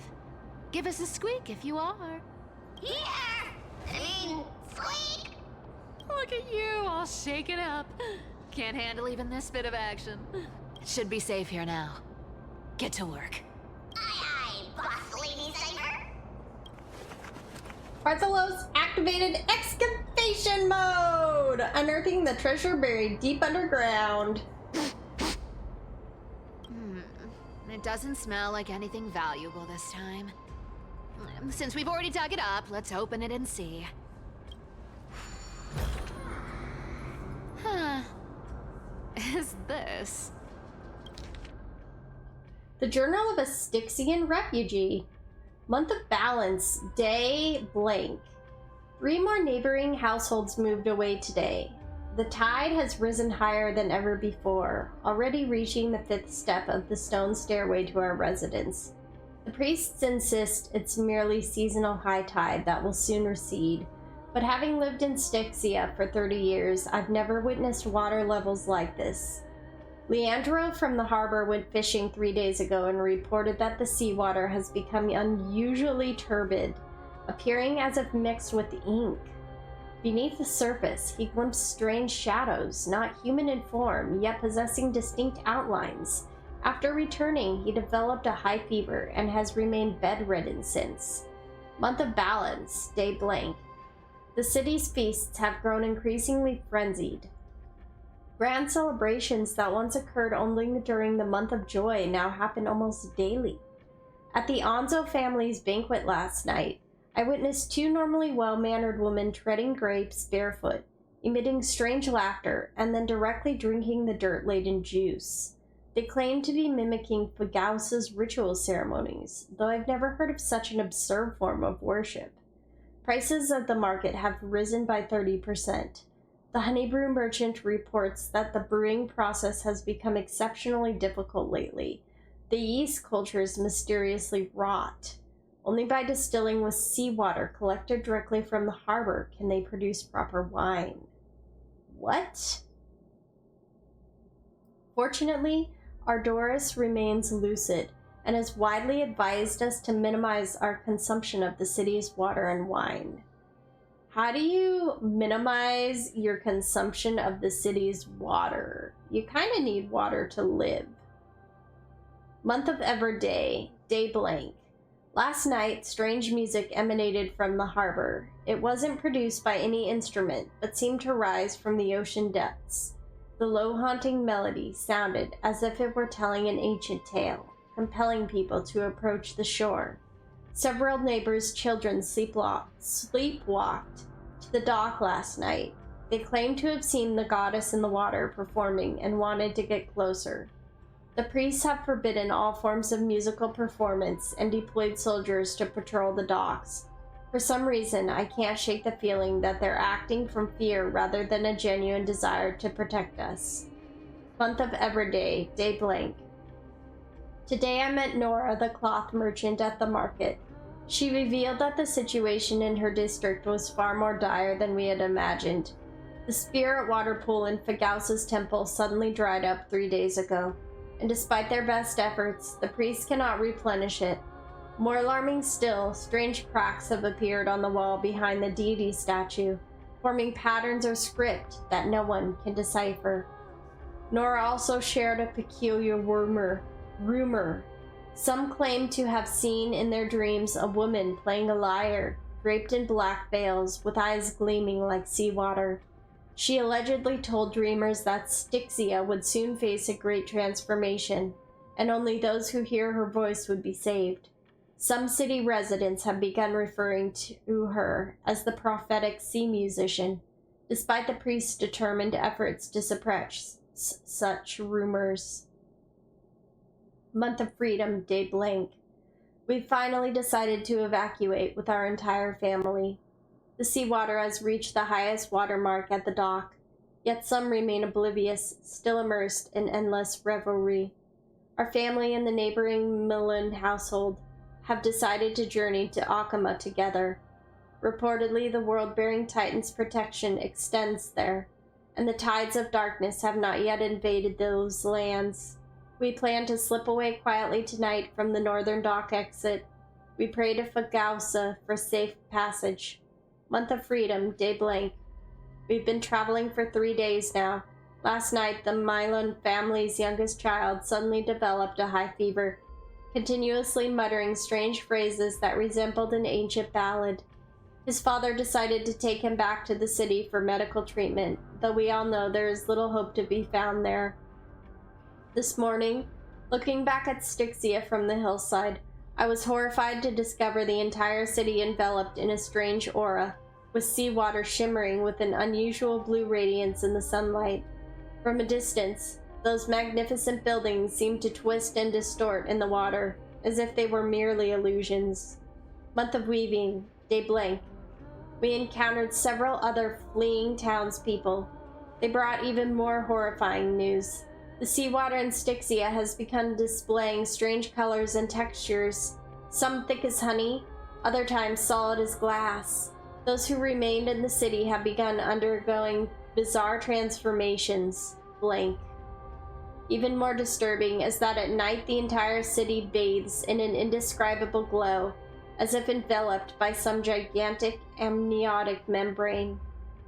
They say this is Fagausa's punishment, but I can't help wondering, is this the Titan's wrath, or is some power even greater than the Titans at work? We've decided to continue northward to Akama. Along the way, we've heard rumors of someone named Blank, who can supposedly appease Fagausa's wrath, but those are merely legends fabricated by desperate people. We common folk can only rely on their own feet to flee this disaster. Month of Weaving, day blank. Tonight, after the children fell asleep, I secretly examined a small vial of seawater I brought from the city. It was the last drop collected from the spirit water pool in Fagausa's temple before we left. In the moonlight, it displays a strange shimmer, as if something moves within it, unlike ordinary water. By chance, I discovered that gently tapping the vial with my fingertip produces a peculiar sound, like distant lyre notes echoing. In that moment, I seemed to glimpse a mysterious woman standing upon the sea surface, sorrowfully playing a melody that no one could understand. I don't know if this was illusion or reality, but if such a being truly exists, one who can hear the sorrows of Styxians, then as we embark on this uncertain journey, please grant us a flicker of hope, even if it's merely a beautiful dream. Akama is now within reach. Taking one final glance back at my homeland, the beautiful scenery of old is nowhere to be seen. Only distorted masses of light and shadow undulating on the sea level, resembling foam heaped by waves before dawn, dissolving one by one to gradually reveal its cold and true nature. Ooh, this looks tragic. Do you think they made it to Akama? I don't know, cause the journal is here in Styxia. How did it get here? Probably not. I've never seen or heard of anyone from Styxia and Akama. So, was their journey to Styxia just an illusion or a hallucination? At least, I'm still left for Dolos. Guess this city wasn't so lucky. Huh. But then again, Castris made it from Styxia. She just didn't know she was from Styxia. It does seem unfair, doesn't it? Just because they were born in the wrong place, they had to face such devastation. Meanwhile, those in Akama, simply because they're supported by the world-bearing Titan, continue to survive. Yeah, the world just isn't fair, is it? Speaking of the world-bearing Titan, once you used to be an apprentice at Kefali's priestly court? Huh. An apprentice at Kefali's priestly court. Really? Did I? Yeah, you definitely told me, and I remember it clearly. Maybe it's been so long your memory's gotten a little fuzzy. Oh, right. I did tell you. It wasn't a big deal. I just snuck in with a bunch of mumbling priests and watched them do their spooky rituals around some glowing rock. Honestly, I was only interested in the wallets of the old grandpas on the council back then. Don't remember much else. It's been what, nearly 1,000 years? Oh, I see. But you in a priest's robe? No, that's hard to picture. Who asked you to picture that? Besides, priest robes from 1,000 years ago were nothing like the ones today. Oh, really? Wonder what they were like. Right. I didn't think about that. I was just curious if you ever overheard anything interesting from those priests. How ridiculous. Come on, let's head to the next spot. Okay, let's hit this anchor to heal Acheron. Where did this roadblock come from? Ugh, this is so annoying. The treasure is right in front of us. Oh dear, we're stuck here. But I have a plan. Should we call on that big, noisy, cumbersome hand of Xandris? Never thought that thing would actually come in handy. All right. Do you want to handle it? Leave it to me, boss. I don't need a controller. After all, you know.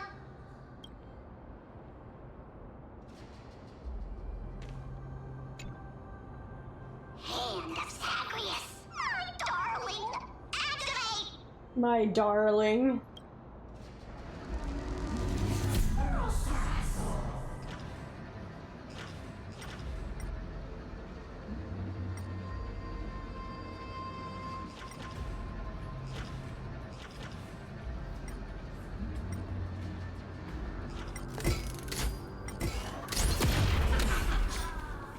There we go. Looks like a charm. Not bad. However, I still don't see how this ties into trickery. Let's go to the next room. Hey, slow down. That question you asked me earlier. I think I just remembered something. Oh? What did I ask? You know, that question. The one you specifically asked me. Right after we dug up the second chest. Forgive me, boss lady, but have you been under a lot of stress lately? I didn't ask anything. You must have imagined it. Oh. Is that so? Maybe you're right. I have been a little on edge lately. I need to relax. All right, let's move on to the next treasure trove. Are you sure you didn't ask her anything? Like, well, maybe you didn't ask her anything, because you were imagining what she would look like in priest's robes, but maybe you didn't ask her what she looked like in priest's robes. Treasure, let's go!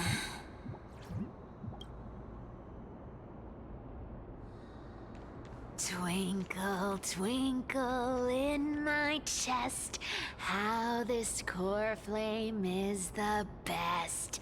Oh my word. When it comes to singing, I still sound better than you, boss.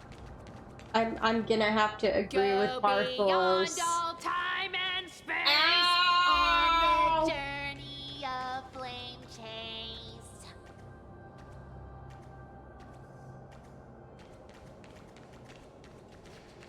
Oh my. This scent feels like something incredible is buried here. Okay. Incredible indeed! If even Boss Lady says so, how could I not be excited? Do I need to give instructions here? Get digging. Bartholos activated excavation mode! Uncovering something hidden beneath the earth. Oh, isn't this a golden scapegoat? Interesting. Looks like whoever buried this treasure wanted to play a little game with us. Okay. Oh, isn't there a myth about this thing? Those who feared fire became sheep. Those who did not became human. What? Sheep, humans, whatever. All I know is unlocking this gets us treasure. Here, this honor's all yours. Puzzles and tricks are right up my alley. Just leave it to little old me.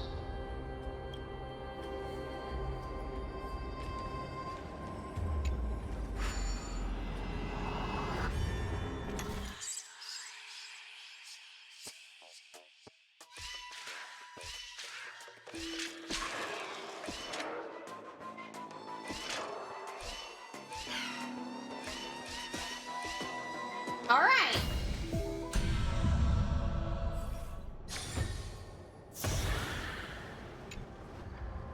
Told you, nothing can stump me.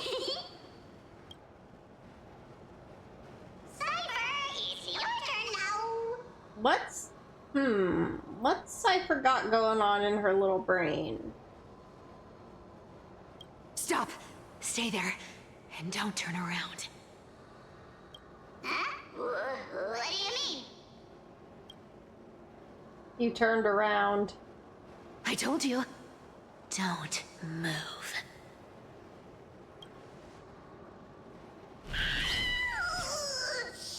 What is she doing? My poor old back. What are you doing? It's a nymph? Has Aglaia been spying on them? Shh, quiet. Don't say anything unnecessary. That seamstress. She's listening. Yep. What? Boss, do you mean? Stay put and keep quiet. I'll handle her. Whoa, whoa. Seamstress. Getting sneaky, aren't we? Did you think I wouldn't notice your little spies lurking around me? As time passes, I find myself leaning more and more on blind luck. With only the power of this little nymph, naturally I couldn't slip past your sharp eyes, Cypher.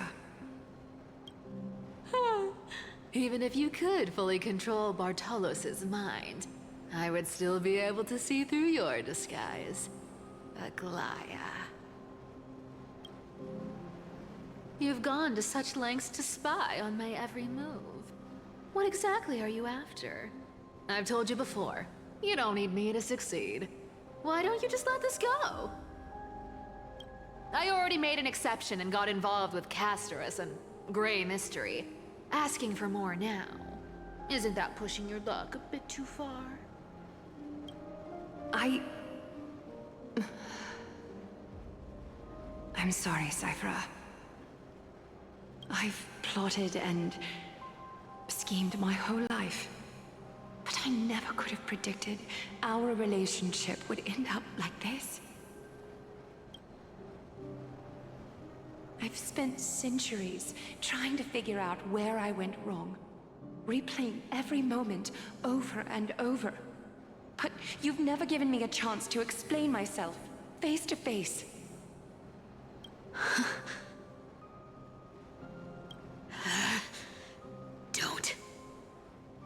Don't talk to me like that. You know I can't take it.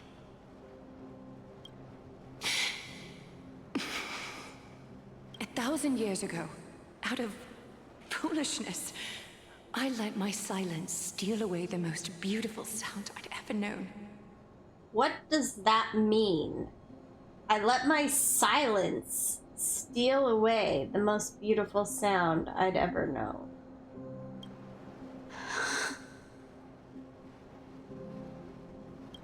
My silence. So this time, I must say this to you, even if it's all in vain. I need you, Cyphera. The Chrysos Heir's mission needs you. Something about Hyacine.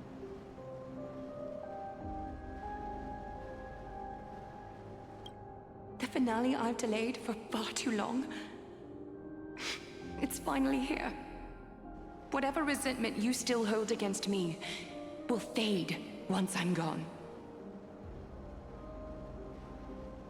Please, come back to Akama. I'm begging you. Without you, they don't stand a chance.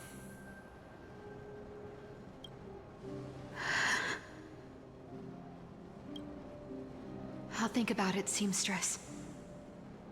But stop watching me. Unless you want to lose me for good.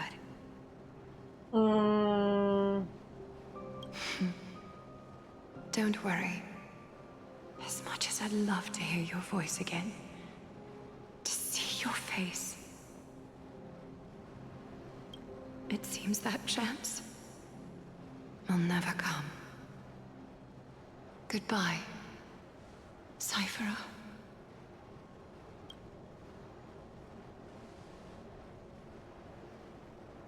Goodbye, Aglaya.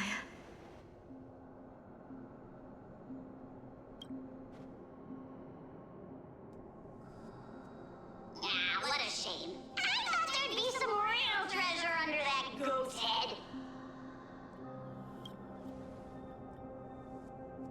Turns out, everything in that chest was soaked in water from the River of Souls. Nothing valuable left. Those relics were once priceless. But time has eroded away all that they once were. Aww, hearing that from you makes it sound so sad. Wait, why am I getting all sentimental? I haven't even processed what just happened. That horrible woman. When did she... Oh! If you see her, let her know this. As demigods, we can't avoid our duties forever. Could it have been back then when... Do you remember now? Looks like you don't need me to jog your memory. She must have slipped that nymph into your pocket while you were distracted. Wait, was Cypher there? How does she know that that happened? Don't underestimate that bug. It's every bit as dangerous as the seamstress's golden thread. Let your guard down for even a second, and it might take over. Make you spill secrets you'd never share otherwise. Whoa, that's like some brainwashing monster straight out of the Black Tide! Creepy. Boss, how did you realize something was wrong? I'm curious, what exactly did that nymph make me say? Huh. Actually, it gave itself away very early on. Speaking of the world-bearing titan, Cypher, didn't you tell me once you used to be an apprentice at Kefali's priestly court? We've been partners in crime for 1,000 years. We've talked about everything there is to talk about. Except for that one experience at Dawncloud. I never told you about that. Okay. So, was that Aglaya speaking through Artelos? Absolutely wouldn't have shared that with anyone. But, boss lady, there's a chance Aglaya wasn't trying to trick you? And as far as I know, the embodiment of trickery despises that golden thread which forces people to speak the truth. You'd never defend Aglaya. Isn't that right, Zagreus?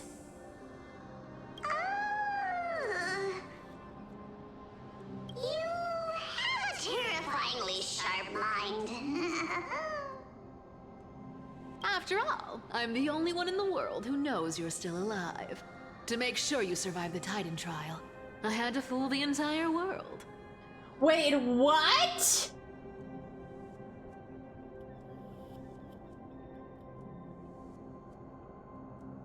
This is Zagreus?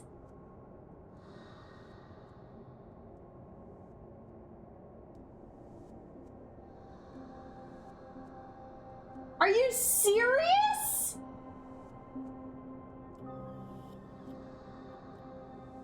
Oh my word! How?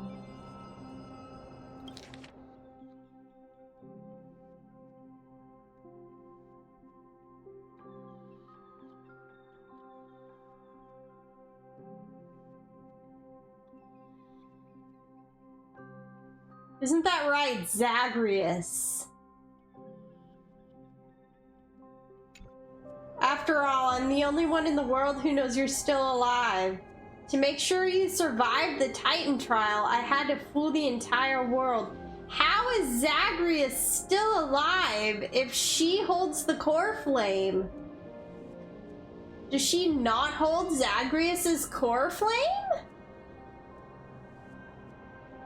If you want to keep that lie from falling apart, you'd better keep playing your part in the days ahead.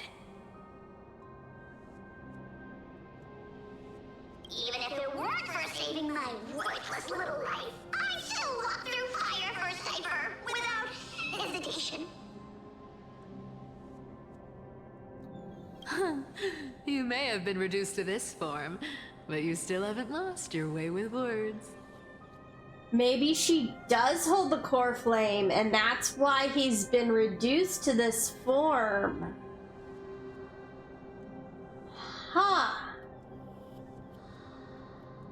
Speaking of which, Cypher, you're not taking that wicked woman's words to heart, are you? Life's been pretty great lately. Why get into trouble now? Don't you think?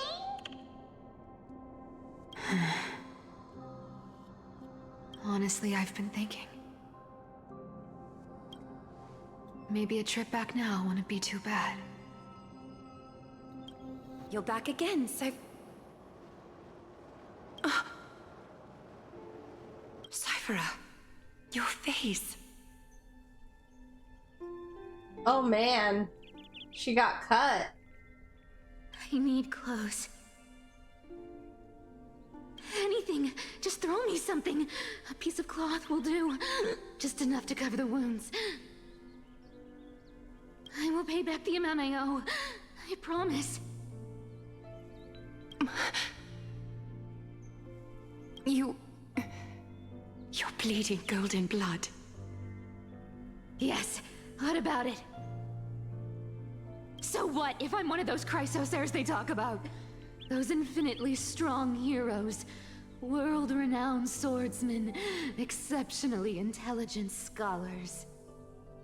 Cyphera. Oh, I'm sorry to disappoint. Who knew that group of amazing people would include me? A pauper, thief, con artist. Maybe I should just make another cut to drain all this yellow stuff out of me and... Stop it, Cyphera. I'll give you clothes, warm you up, and stay here. Stay in my workshop until you're healed.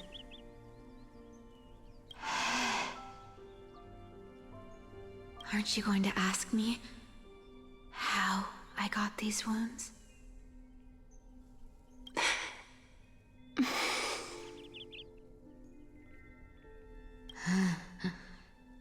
Right. What's the use? I'm so good at lying. Even your golden thread can be fooled. If you can't verify the truth, why bother asking at all? I don't need to ask. Nor do I need to use the golden thread. I know everything you do is for survival, at all costs. Stay here. You won't have to deal with the cold or go hungry again. Stay by my side, and you can start putting yourself back together. Aren't you worried I'll ruin this place's reputation? Or that I might sneak off with your precious clothes and sell them? I wouldn't have invited you if I were worried about those things. Oh, you're weird, seamstress. You know, they say a child who often lies remains a liar for life. I've tried not to become a liar, but honestly, it's just too hard. I'm close to giving up. Oh, Cypher. What makes you think I won't disappoint you? Because I can feel it. Not with the power of a demigod, but with the heart that beats in my chest. You love this place. That's why you keep coming by, but also why you hesitate to stay longer. You worry you'll tarnish the Goldweaver name.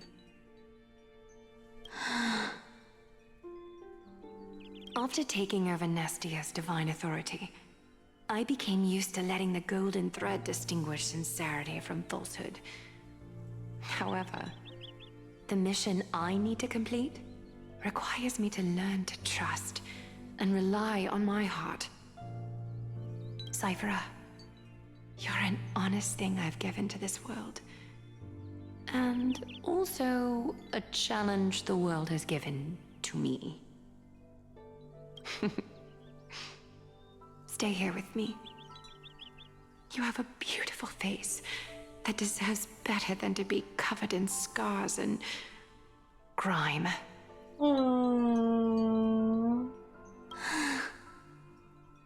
You've got a way of talking that's hard to follow. All right, let's make it a deal. You have 1 day to change your mind. Once the action hour passes, there's no turning back.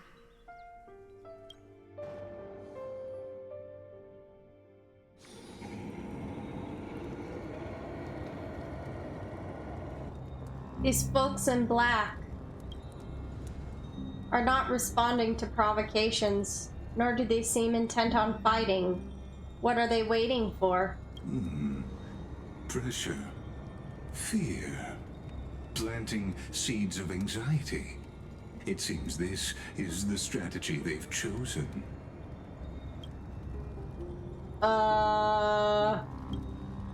An organization that sees it as their mission to eradicate the Chrysos heirs. I've read some chilling accounts. Stories of the cleaners using alchemical arts to implant fragments of memories into their successors, ensuring both identity and hatred live on. Implanting fragments of memories into their successors. Huh. From what I know, these stories are true. The kindness we know today, strictly speaking, is the 27th kindness. Whoa! Objectively, the rise of the cleaners was both inevitable and necessary. Yet, their ruthless and twisted methods earned them nothing but disdain and condemnation from history. And still they endure. An organization persisting through time, now working tirelessly to obstruct the flame chase. Are they truly so terrified of the Era Nova the Crisis heirs strive for? Even in these crumbling end times, there are always those who find ways to profit from the chaos. To ask the vested interests to abandon their status, wealth, and ambitions in this world for a distant ideal may be no easier than creating a miracle. To ask the vested interests to abandon their status, wealth, and ambitions in this world for a distant ideal may be no easier than creating a miracle. I wonder where CottonCandyFuzz is now. If they're targeting me, she definitely won't escape their notice either. I hope all is well. Is that Lord Kratos? There you are, Lord Donghung. We couldn't reach you on the teleslate, so the Holy City Guard almost assumed you two had met some terrible fate. You pests crawling in the shadows, back off. Your plot ends here. You played your hand. Run while you still can. It might be your only chance to survive. Stay away from Akama forever. Yeah! If you set foot there again, the fury of its people will tear you apart. You heard him. Because Aglaya is dead, and in the Oh eyes of the Holy my. City citizens, her blood is on your hands. Oh boy, it's going down.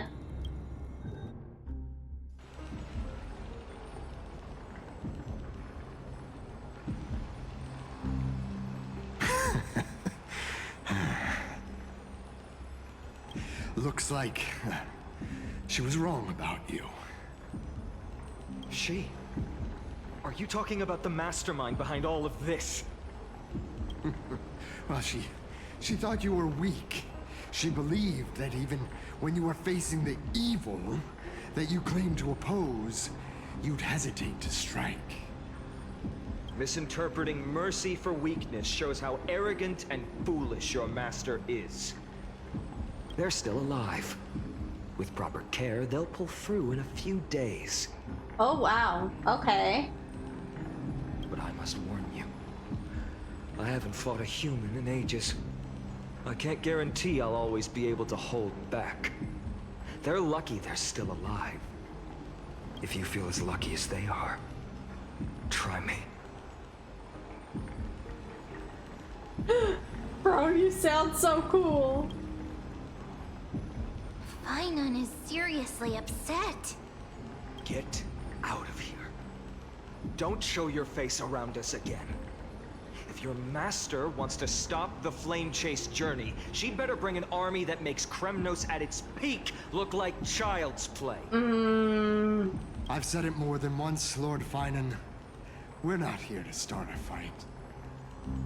We came only to ensure you weren't anywhere else. While you were unaware, we already accomplished our mission to buy time. So, Lord Finon, until next time.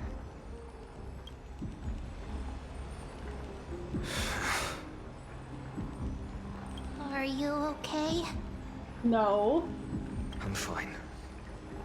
Anyone who uses innocent lives as bargaining chips has gone too far.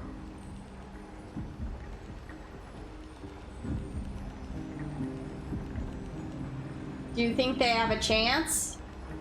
Probably a desperate gamble. I guess the opposition within the Council of Elders is still desperately fighting to obstruct the flame chase journey. If the conspiracy is exposed, they'll be hunted down in the Holy City like rats with nowhere to run, no matter where they hide.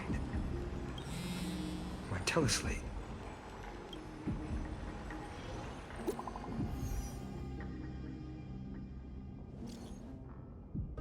Global announcement.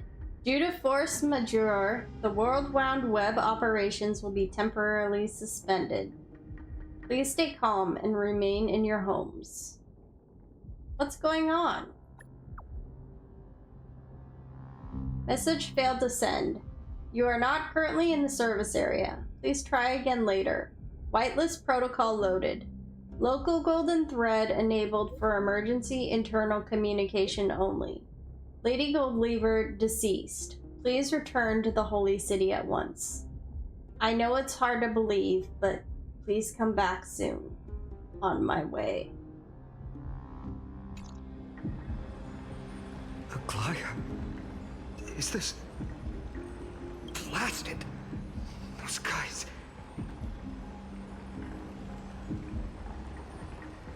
It must be a lie. I've heard from more than one person. It doesn't seem like a joke. Stay calm.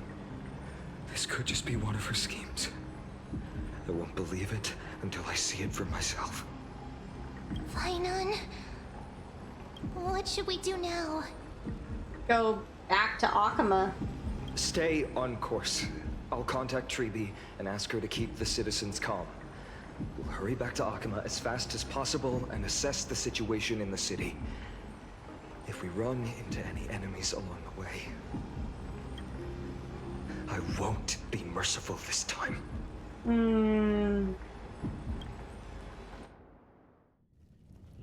What do we do about the enemies that are... Cartonis? Wounded in the library?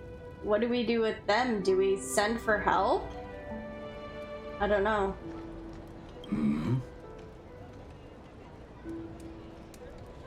Oh, you're forging a sword for Fainan, aren't you? I haven't seen you wield the hammer in so long. I couldn't help but be entranced by the sight. You, Aglaya. Yes. In this form, you come to me. It means... That's right.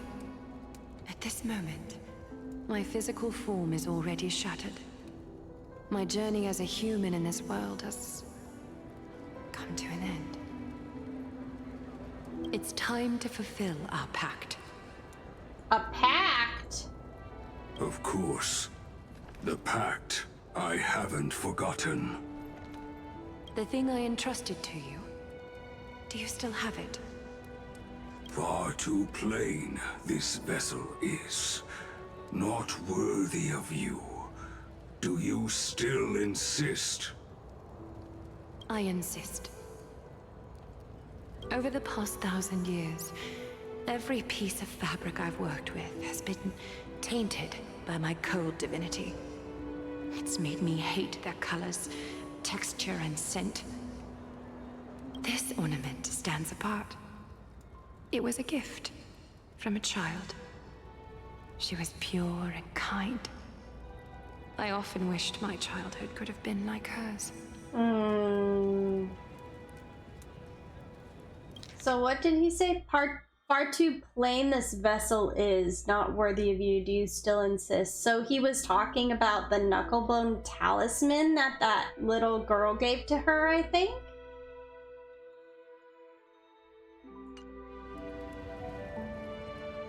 How to say goodbye to everyone?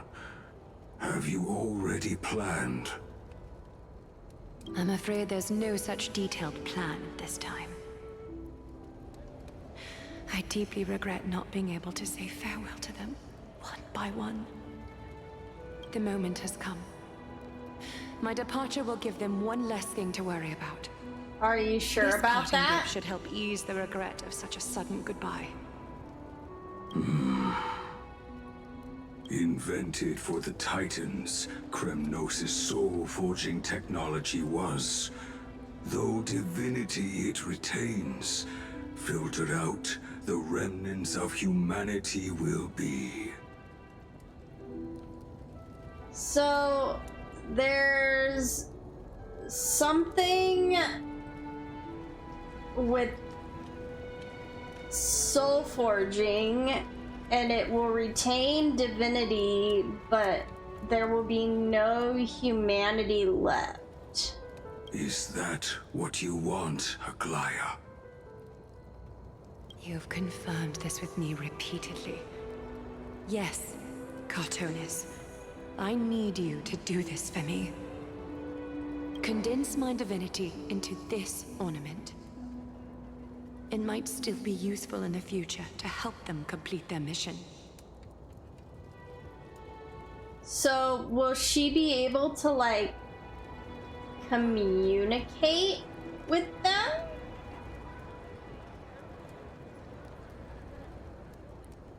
will it be basically her essence? Not her humanity, but her divine essence in there? Selfless until the end. Envy that child, there's no need to. Already lived a grand life your humanity has. Your praise puts my heart at ease, Grand Craftsman. Now,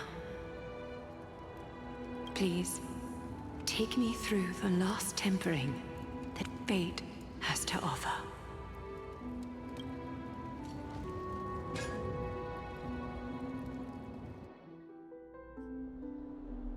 The city is silent, and tension is building with every passing second. The news is probably spread by now. Every household is locked up tight, and all the market stalls have closed down temporarily.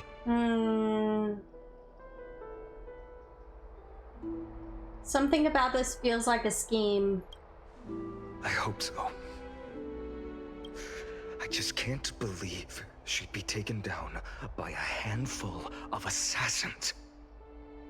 If this is all part of a larger plan, Treby must know something. She just couldn't say it in the message. Let's go find her.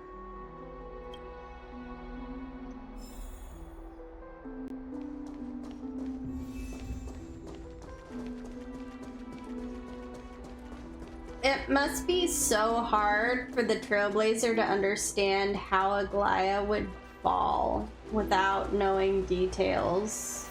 Don Hung came back before us. Well, maybe he's heard something.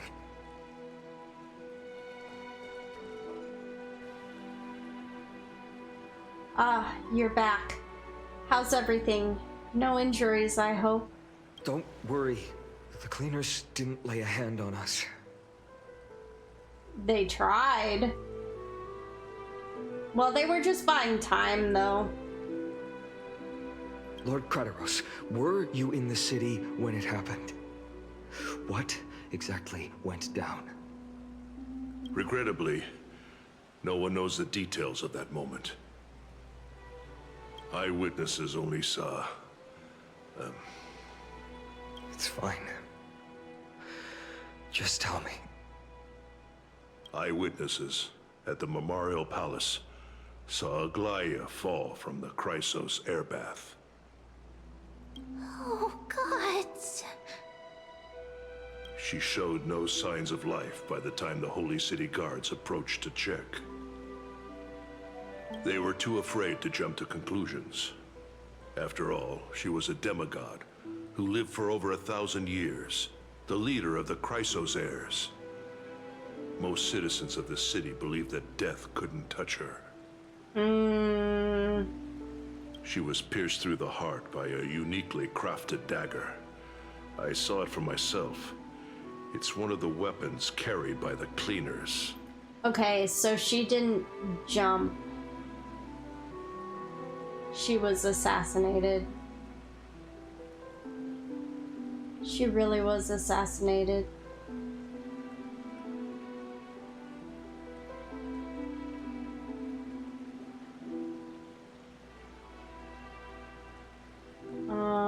Why didn't they go after us? I also don't understand. This doesn't add up. The ones who appeared in the Grove and those who confronted Don Hung in the Abyss didn't immediately resort to violence. How do you know They were that? just watching and trying to intimidate. Maybe we just caught up with Don Hung. I think we might have just caught up with him about that. I don't know. They didn't have any reason nor the courage to attack Aglaya. Perhaps... Speculating blindly won't help. Let's go find Lady Treby, as she understands Aglaya's mind best. I'll stay here to lead the guards and maintain order. Find out what happened, but don't take too long. With Aglaya gone, someone has to take her place and lead Akama. Also, Miss Hyacinth was the one who declared Aglaya dead. You might want to speak with her. Oh man, she must be... She's probably shaken up. Well, everybody's probably shaken up. Thank you, Lord Crateros.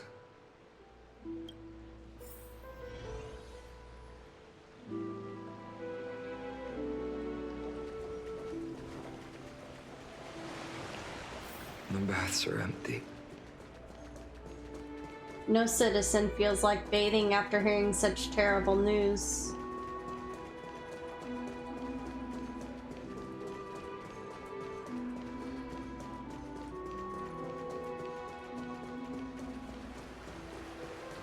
Heroes, you're back.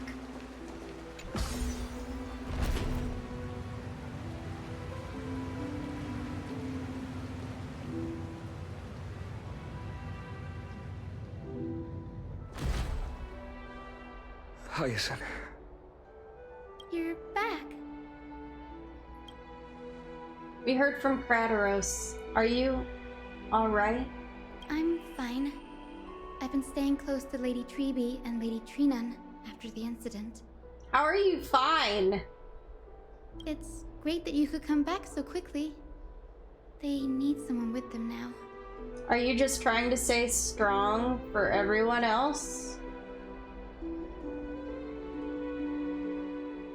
You witnessed Aglaya's...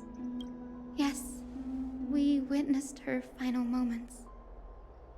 I tried to treat her immediately, but even the sky's blessings. Declaring her death was the hardest thing I've ever had to do as a doctor.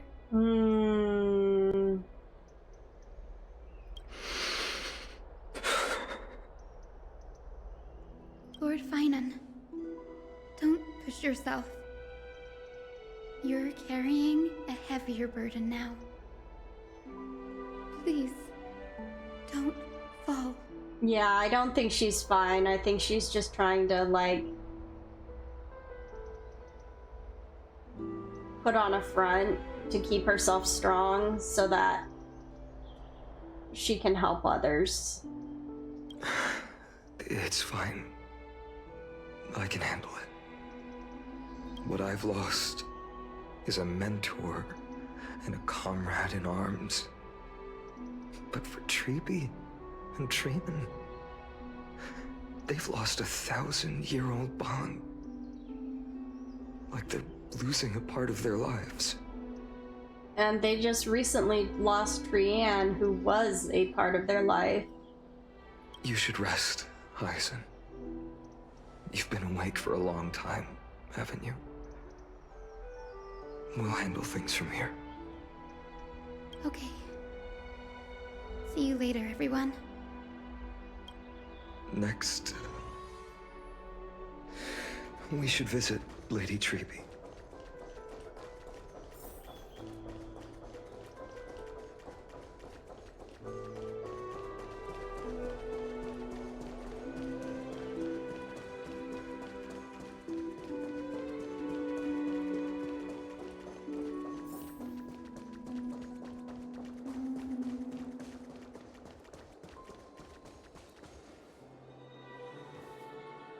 Snowy.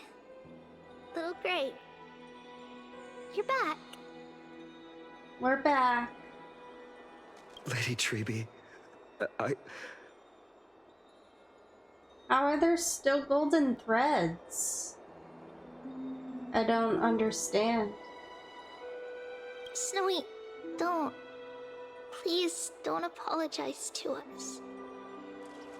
You went to the Grove to prepare yourself for the threats to Akama. You didn't do anything wrong, so don't be hard on yourself. We were always by Aggie's side throughout this long journey, so we understood her thoughts better than anyone. She knew she wouldn't see the end of the Flame Chase journey, yet she gave everything without hesitation. For the future of everyone.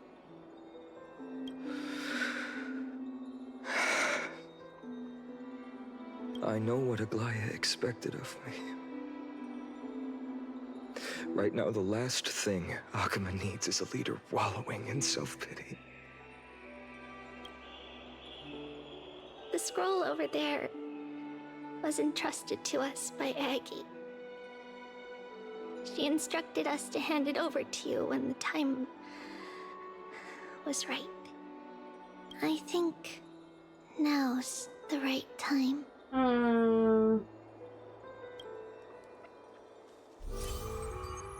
Nameless recollection. Golden threads frayed at the fringe of an era, and posterity took up the sentiments formerly hanging on its web. The tragic news heard during your travels. Head to the book and write it down.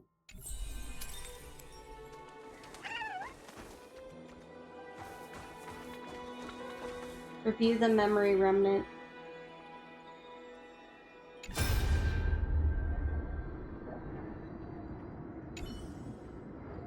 Aggie, so you really don't have to take the medicine anymore? No need, teacher. Medicine can only steady my flesh, but it cannot stop the decay of my soul. I've already borrowed too much time from this world, and now the time is up. Now is the best time for my exit. Sob. Snickle. Please don't cry on my account, teacher. I have a final, selfish request. Can you lend me an ear? Snickle. Aggie. Go ahead. Sob. We will definitely fulfill it for you. I wish for my death to be quiet and gentle. I hope that my lifeless body will not be exposed to the eyes of the public. Well, that didn't really happen. Teacher, I have faced too many changes in my lifetime, but in the pursuit of one thing alone, I have remained unchanged for 1,000 years. It's beauty, isn't it? Huh. That's right, teacher. Beauty. Aggie, do you think Snowy is ready?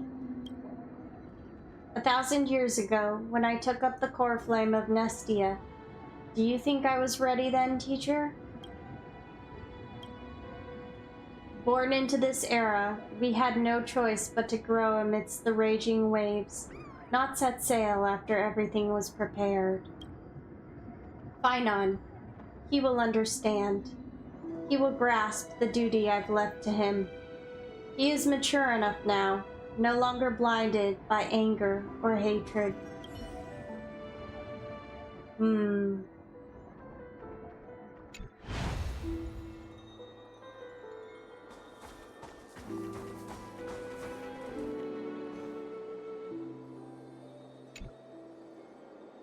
Finon, my humble student, my trusted colleague. As I write this, you are locked in a battle of words with the Council of Elders, fighting for the survival of the flame-chased journey on a battlefield where the smoke of war is invisible. I deeply regret and feel guilty for hastily pushing you and the Trailblazer into the debate. But please forgive me. At that moment, I could not afford to show any sign of weakness before you, as it would have crushed your morale. I considered the debate a routine affair, assuming I could win merely with the support and experience we'd accumulated over centuries. But I underestimated Kindness and her party's cunning, and also the deterioration of my own senses. The trap was likely set by the debater Calictus. He had prepared a severed golden thread in advance, revealing it to the public when Kindness was faltering in the debate. He claimed I was reading everyone's thoughts with the golden thread to cheat in the debate. I could have countered that low tactic in 100 ways. but my words slipped out before I could even think about them. With deceitful scoundrels like you in the crowd, I have no choice but to rely on the golden thread to keep watch over everything in this holy city. Oh.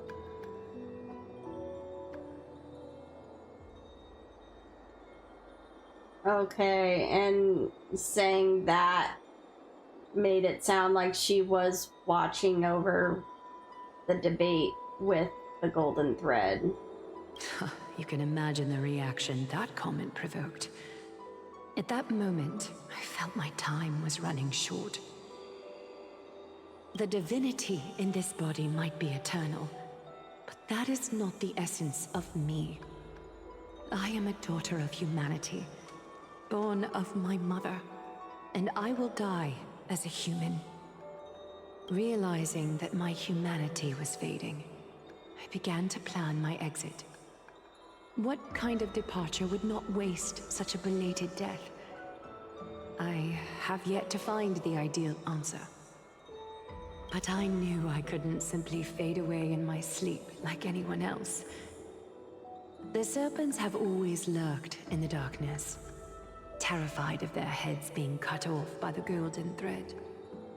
If my departure were to be calm and uneventful, it would only lead to a swarm of those serpents emerging from their nests. Regrettably, a peaceful death is a luxury I cannot afford. I must feign weakness deliberately to make those serpents lose patience and act rashly. Just as they think they've struck and sunk their fangs into my heels, that's when I'll strike back, igniting the final blaze to burn away the threats hidden in the shadows.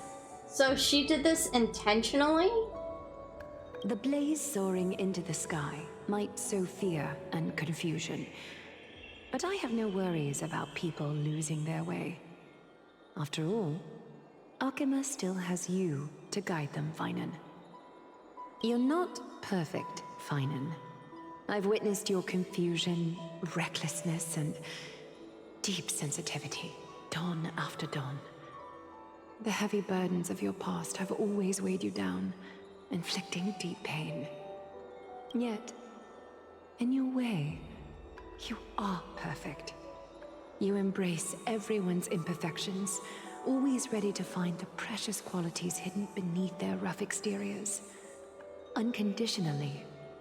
That might be what sets our Sky Father Kefili apart from other deities. They recognize the imperfections in their creations, yet still choose to shine their light on them, offering protection with unconditional love. Finan, while you zealously pursued strife, believing it to be your destined path, from the very beginning, my thoughts have never changed. You are the destined world-bearer of Amphorius, the gate to Amphorius's future. Go, complete the flame-chased journey of the prophecy, ignite the stars, and inspire hope in the hearts of humanity. I will be waiting at the end of the West Wind, looking forward to the miracle you will create. Aglaya, how could I possibly be worthy of the burning torch you've passed into my hands?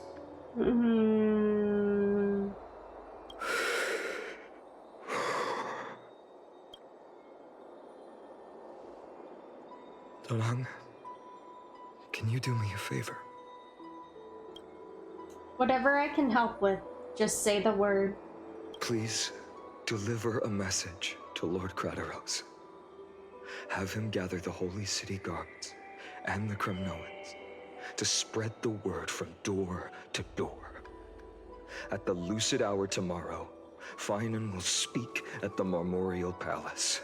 Oh wow, okay. Urge everyone who has concerns about the Holy City's future and the Flame Chase journey to attend this gathering. Tell them Aglaya has left Amphorius the seeds of hope. Understood. Thank you. It's been a harrowing day for everyone. Please make sure to rest well and collect your thoughts. I need to prepare. Understandably.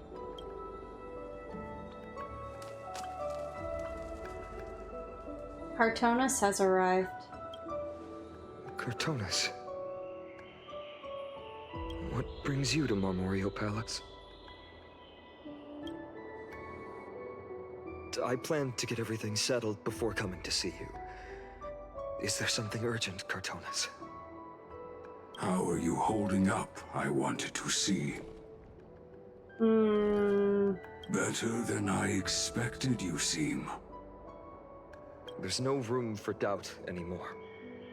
It's time to take action and show everyone that the leadership of the Chrysos heirs is still strong. Right. Your assessment is...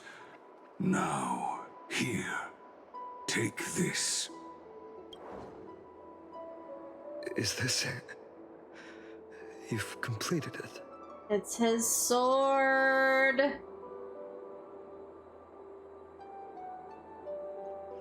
Dawnmaker. The name I've chosen for it. Dawnmaker. Before dawn, prepare for battle. For tomorrow, wield your sword. Befits your stature, it does. Chrysos heir. Dawnmaker. Unbelievable. You've never seen that black-clad swordmaster. You've recreated this so precisely, just from what I described. Precise, your description. Imbued it with the power of dawn I already have. Guided by your will, gleam with golden flames, its blade will. Wield it, may triumph always be yours. Thank you, Cartonis. I will use this sword to protect the beings of Emphorius. Another thing there is. Wow. Stored here, the remnants of Aglaya's divinity are. This was her commission. Her death she had long foreseen. Can she still hear us? It's difficult to confirm. About divinity, we know very little. In this way, she wanted to be with you. Always. I understand. Let me keep it. With this, I'll have another constant companion by my side.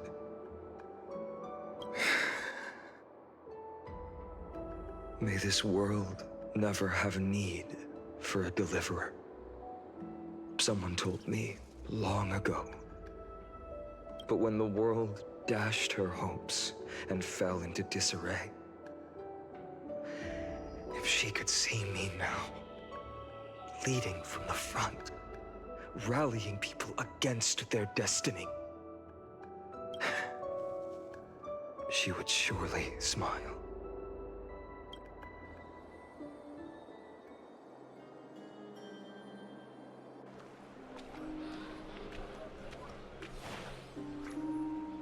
How will the Holy City continue without Lady Goldweaver? Look! Lord Finan is here.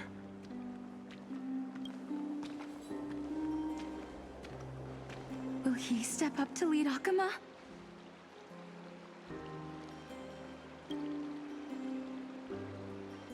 Not long ago, I spoke at the Citizens' Assembly at Dawncloud. I wrestled with every word, searching for the right ones to rally support and keep the Chrysos heirs' flame chase alive. In the end, I remembered a lesson from one of my teachers. In battles where words are weapons, outrage and blind passion often overpower reason. But right now, I think we need a little bit of reason. I followed his strategy. I painted my opponents as nothing more than pests, tore apart their character, and laid out their crimes. The strategy worked. I secured enough votes to achieve my goal, but afterward, there wasn't even a flicker of joy. I realized that apparent victory masked a deeper failure. In my pursuit of success, I fueled division and strayed far from my very purpose that led me to the Flame Chase journey. This journey was supposed to unify, not divide, to strengthen us, not weaken us. It was the gold thread that mended our rifts in the past. Some saw it as a means of surveillance, a tool of control. But no one can deny that it was Aglaya who held this city and even this shattered world together. Now she is gone. Yes, as you have heard, the demigod Aglaya, who guarded the holy city for a millennium, has indeed fallen.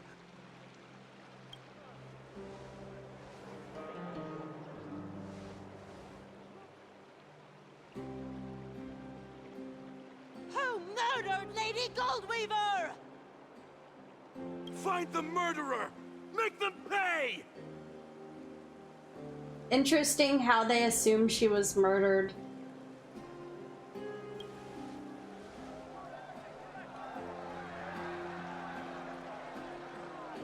I felt the same as all of you initially.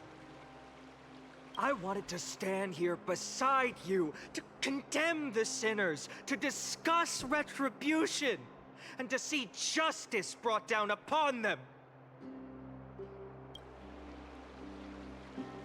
But my perspective has changed.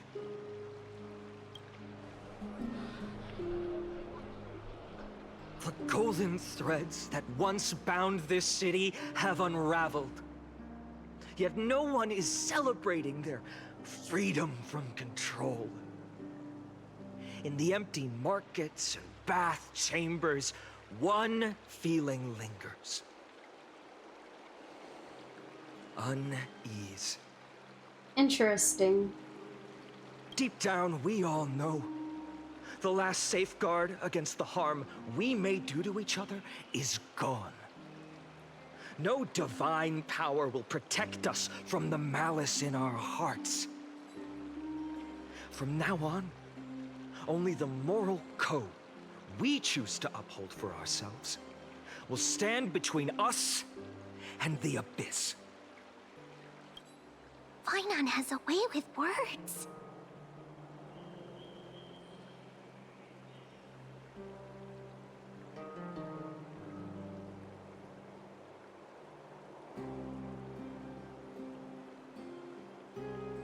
There's something special about a man of letters.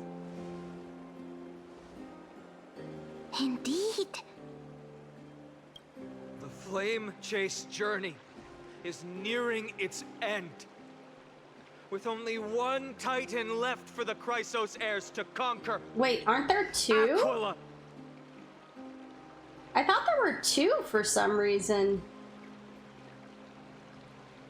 Before I rise to the skies, I challenge you. Cast out the shadows and malice within your hearts. Let your spirit shine brighter than the sky itself. Let me bear witness. Even without the divine authority of romance, Akima will remain a sanctuary in these end times. A place for the kind people Aglaya dreamed of. The kind of people foretold in prophecy. A better people! Better people! Better people! Better people! Better people! Better people! Better people! I appreciate your willingness to accept the challenge. You have reminded me that Aglaya left me perhaps the simplest duty in the world. To bear the burden of creation, I need only to give one thing. It's a gift she once gave me without hesitation, and now I share it with each of you. Unshakable faith. There's still a long way to go before Amphorius is reborn. But we will not forget the past as we move forward. For the memories of Amphorius will always benefit future generations. Allow me this moment.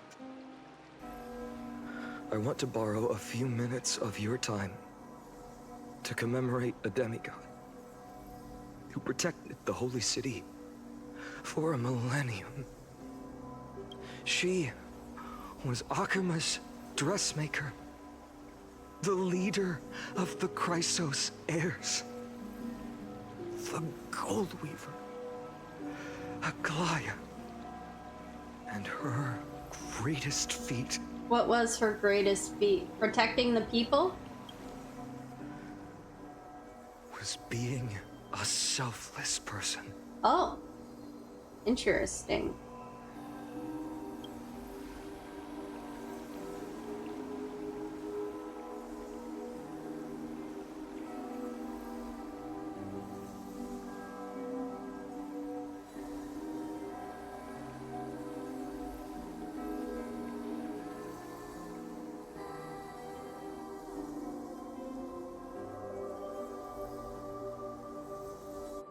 That singing sounds so familiar.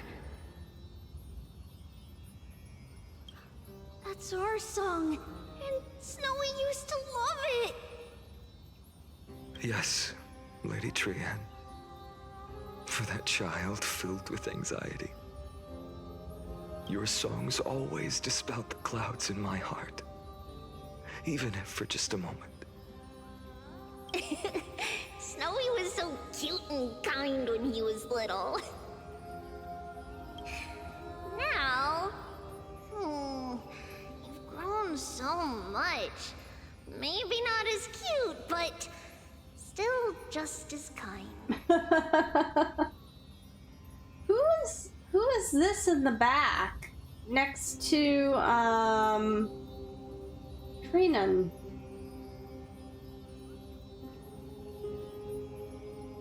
That's Aglaya. That's Casterus. That's Trinan. Who is this? Oh, is that, Anaxagoras? I wonder if that's Anaxagoras. Okay. Time spares no one, so there's nothing we can do. But kindness, you helped nurture it in me. Oh. Don't mention it. Your light is as bright as ever. Keep it up and stay strong. See you, Snowy. Goodbye, Lady Trian.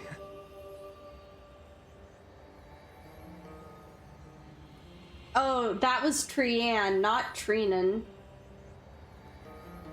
I heard what you said. Yeah, that's Are you Anaxagoras. suggesting the debate tactics I've taught you are nothing but sleight of hand?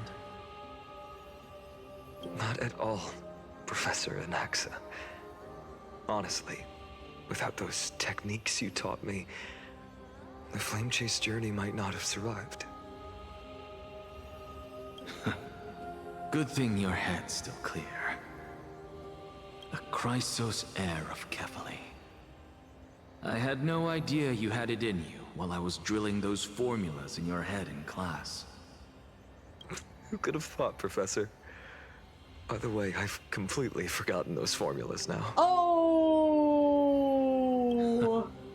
Some things never change. In our next lives, I'll teach you how to truly embrace your divine duties. I'll be waiting. Goodbye, Professor Anaxa. Miss Castros? Aren't you going to say something?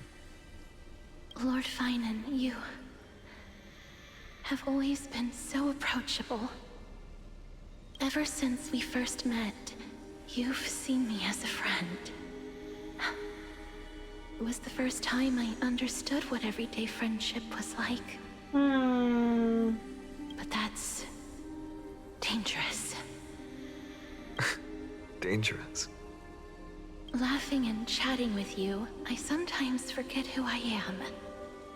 And for someone with my kind of power, that's a real hazard. I hadn't thought of it that way. Sorry, I forgot to consider your perspective. Please, no apologies. Despite everything, thinking back on the times we spent together makes me really happy. I feel the same. Goodbye, Finan. Goodbye, Gastras. Aglaya. Remember, Finan, after completing the flame chase, leave the decision to initiate the miracle of Genesis to the Amphorians. The decision to initiate the miracle of Genesis. What is that? Is that what Anaxagoras was talking about? Where he was talking about how Finan will basically like reset the world?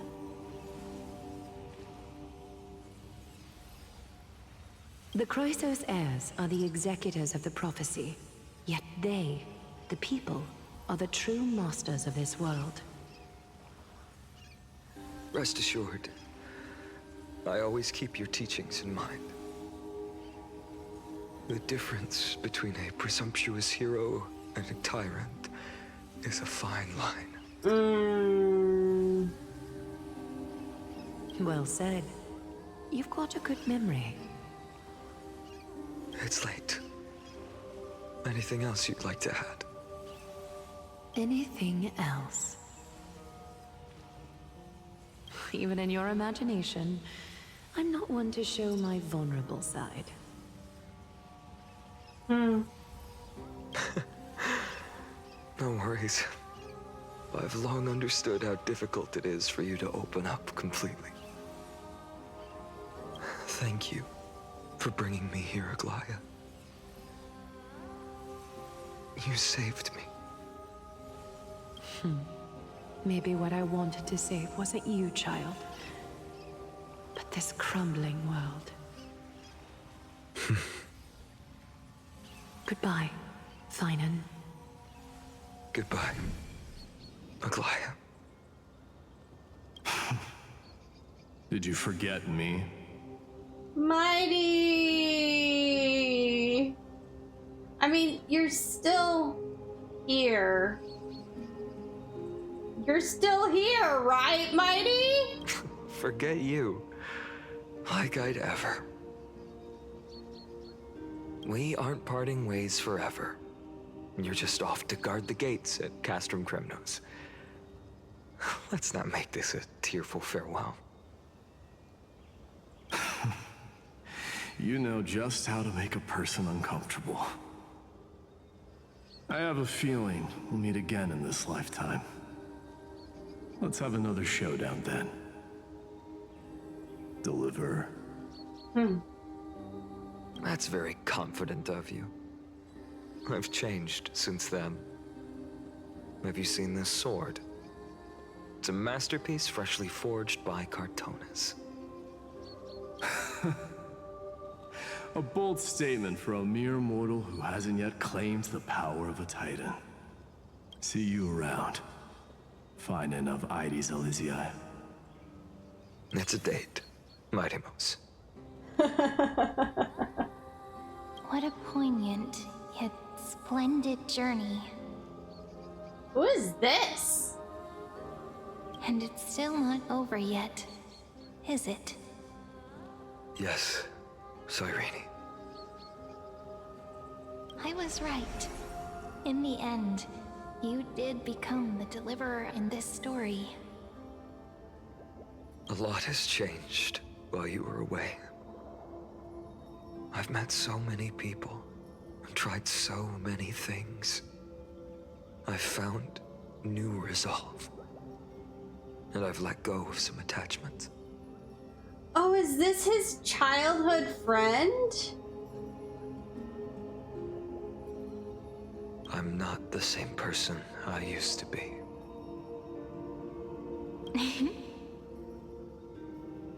But to me, you've never changed at all, Feinem.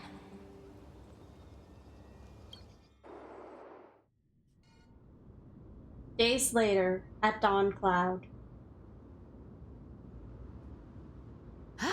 Dawn Cloud. This place holds so many different kinds of memories. I remember you could see the Goldweaver sign from here, all the way down the mountain. But my eyes aren't what they used to be 1,000 years ago.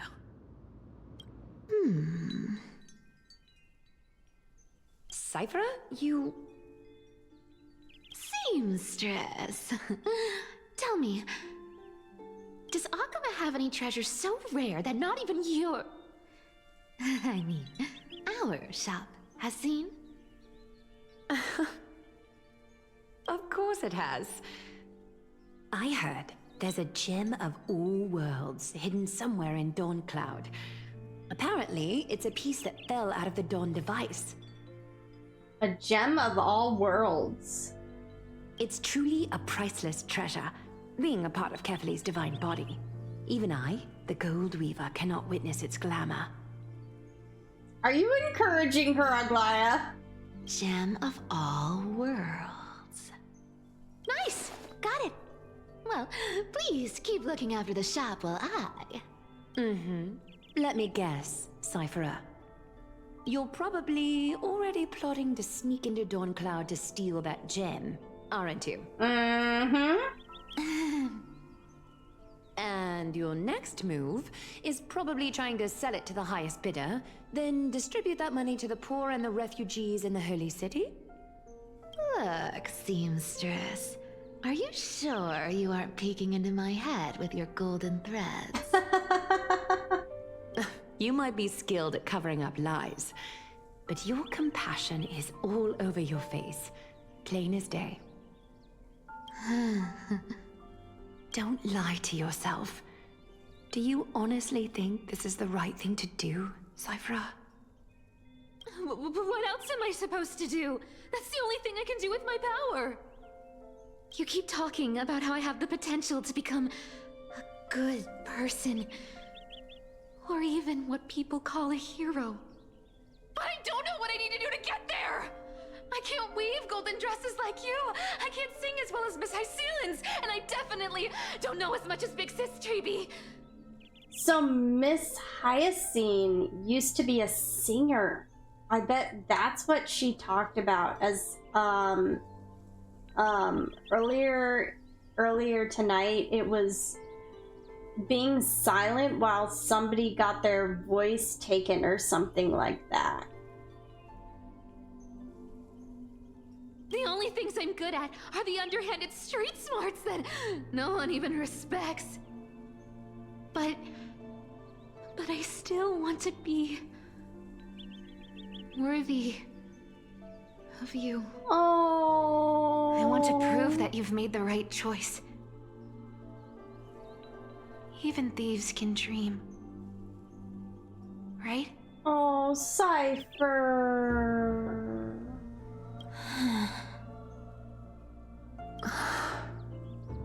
I know, Cypher. I know. You are justified in your anger. Destiny is never fair. And your path is doomed to be even worse than everyone else's. You are fated to walk in the dark and bear the world's misunderstanding in this journey.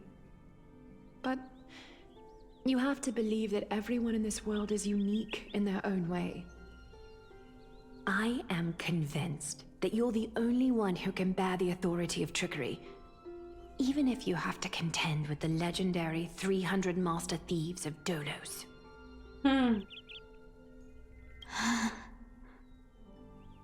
Aglaya.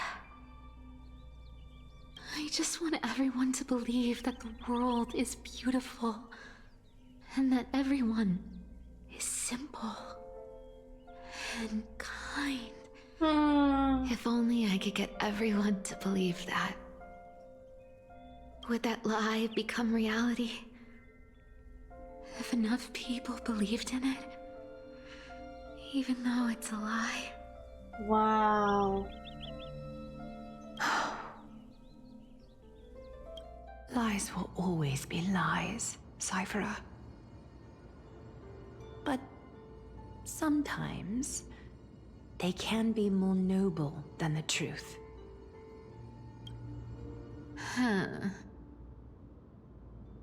Are you really planning to just stand there forever?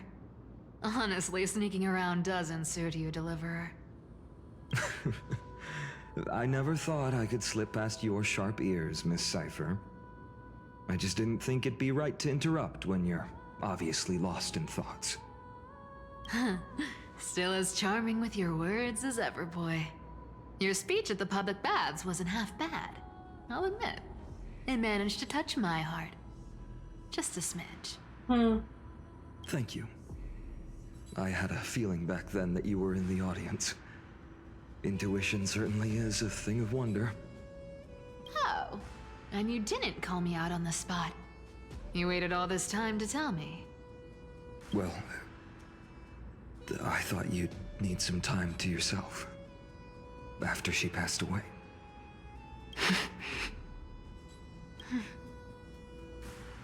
None of your business. Enough small talk. Tell me, what kind of trouble did you run into that you need me, the super old-timer, to step in? We've only met a couple of times, but you've always gone straight to business. I respect that about you, old-timer, so I'll cut to the chase. You're probably aware that Aglaya has earned the support of the entire city for the Chrysos heirs. Everyone believes that she died at the hands of council members who were against the flame chase, and the citizens' fury has been dragging these schemers out of the shadows one by one. But they didn't get everybody. To this day, we still haven't found Elder Kynus, the leader of the cleaners. Oh, she's hiding. She's hiding well.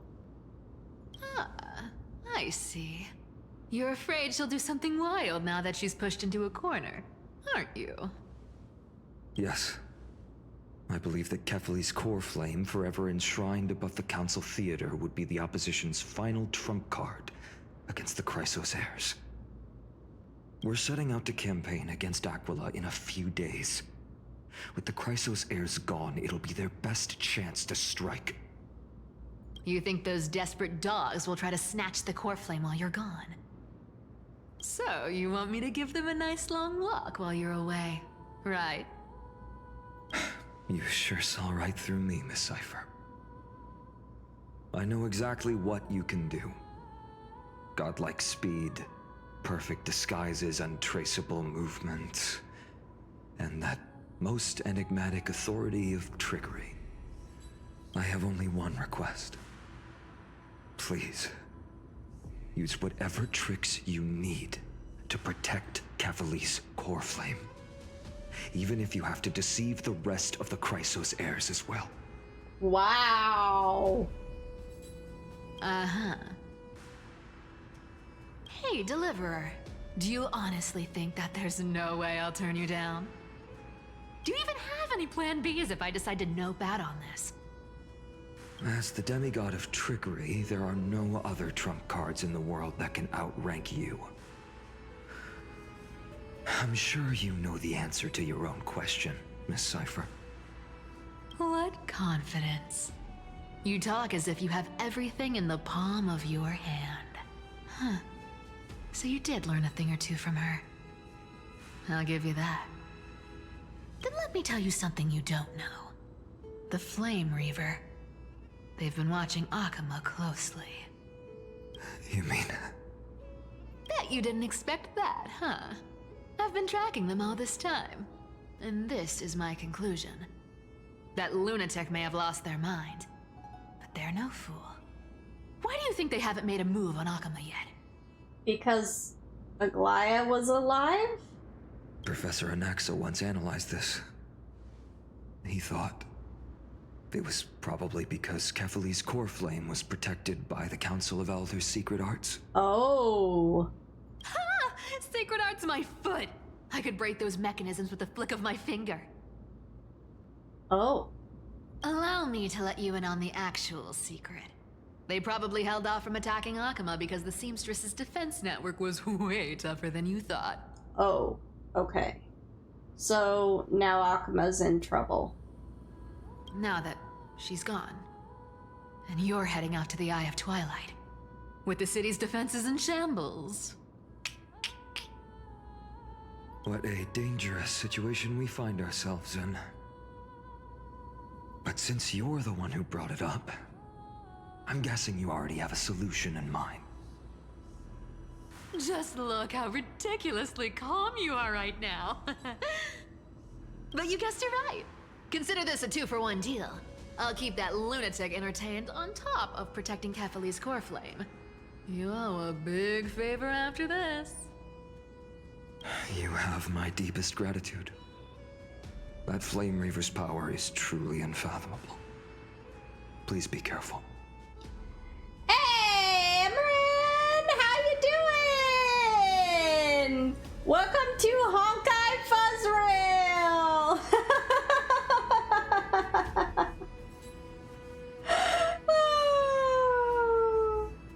Don't forget, Deliverer. There's a fundamental truth in this world. Cyphera will always get the last laugh. No need to worry about a demigod. I'll do my job. So you need to make sure you don't die before you pay me. I mean, hopefully he doesn't go dying.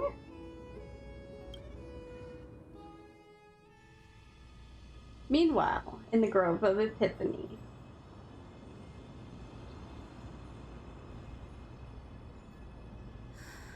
I'm back. I've been trying to stay away from here since the Black Tide destroyed the Grove. And through that, stay away from the memories that might make me sad. But the wind keeps pulling me back. Maybe that's the Twilight Courtyard's duty, after all.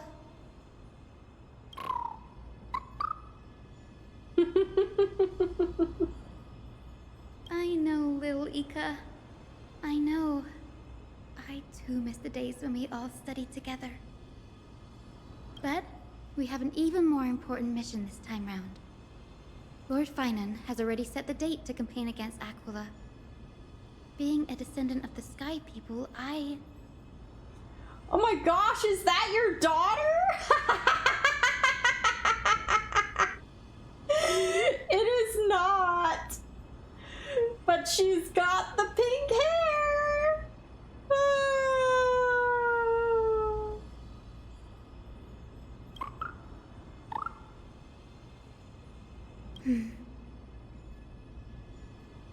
You're right. At least I can still afford to get lost in thought once in a while. And the style and her little unicorn?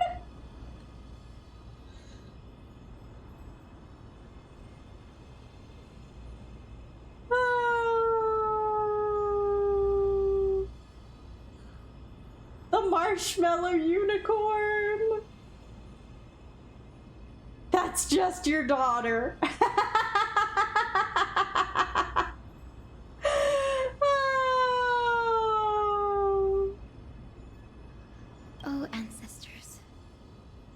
wait for just a bit longer?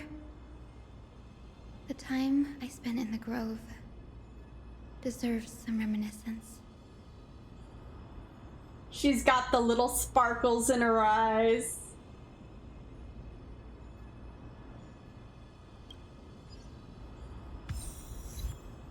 The Murmuring Woods, Grove of Epiphany. Okay.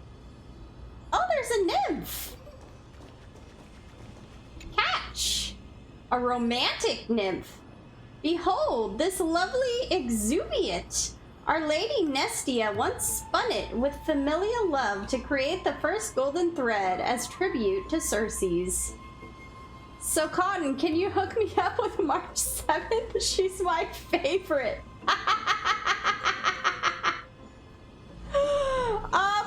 I think March is a little busy sleeping right now.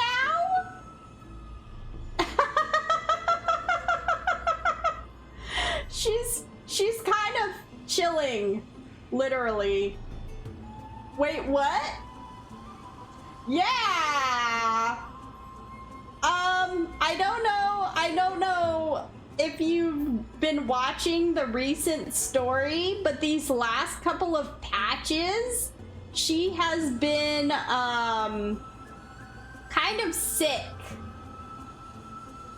She has fallen asleep and been asleep, partially frozen. I haven't gotten that far. Oh yeah.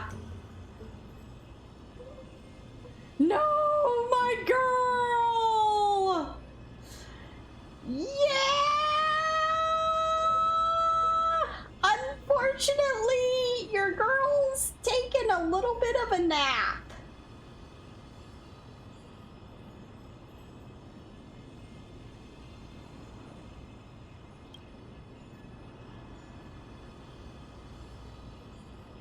The flame of love will revive her!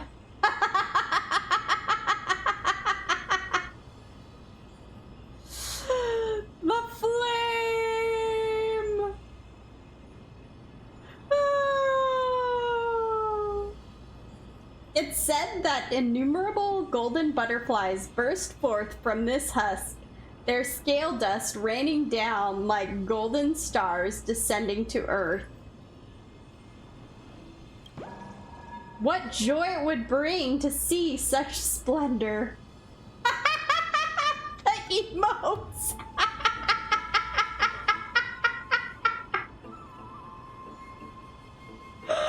Oh my word.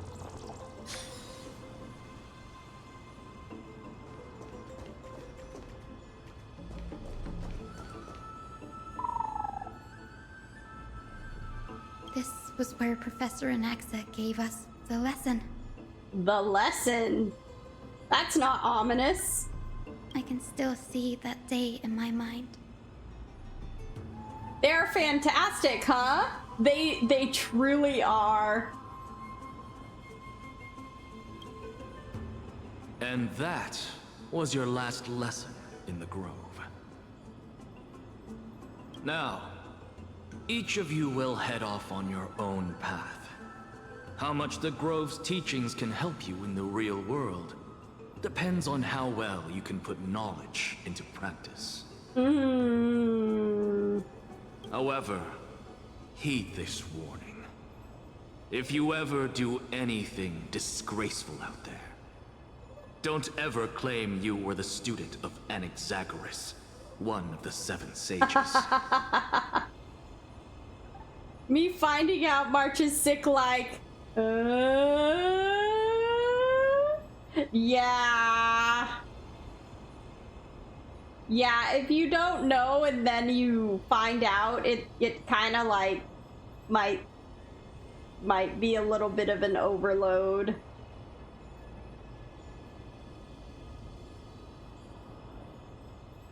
Professor Anaxa, there are still other classes scheduled on the calendar. Are you sure you didn't... It's Anaxagoras! Firstly, call me Professor Anaxagoras. Yep. There it is. Secondly, To clarify, the last lesson means the last lesson I will teach you. I will be entering seclusion from today onwards to research ancient alchemy, and all my teaching activities will be put on hold. Why is it always the waifus I love? Is my love a curse? Oh no! No! Ah, I see. So you're saying that the lessons taught by all the other teachers aren't good enough to be considered lessons? Oh my.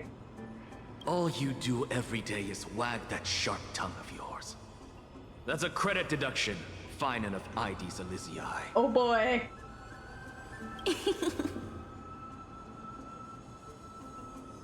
Look at Castorus's little smile. I have nothing left to say. Next.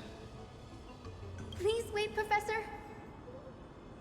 According to the Grove's protocols for a cohort's final class, the lecturer should take some time in that lesson to discuss the students' post-graduation aspirations with them and guide them toward a solid path.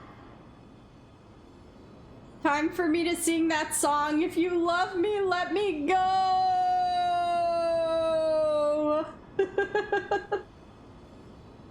Surely you can't skip such a crucial step, Professor.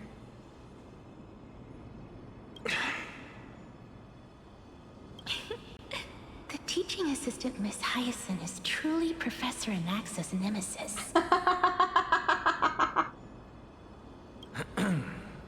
Fine.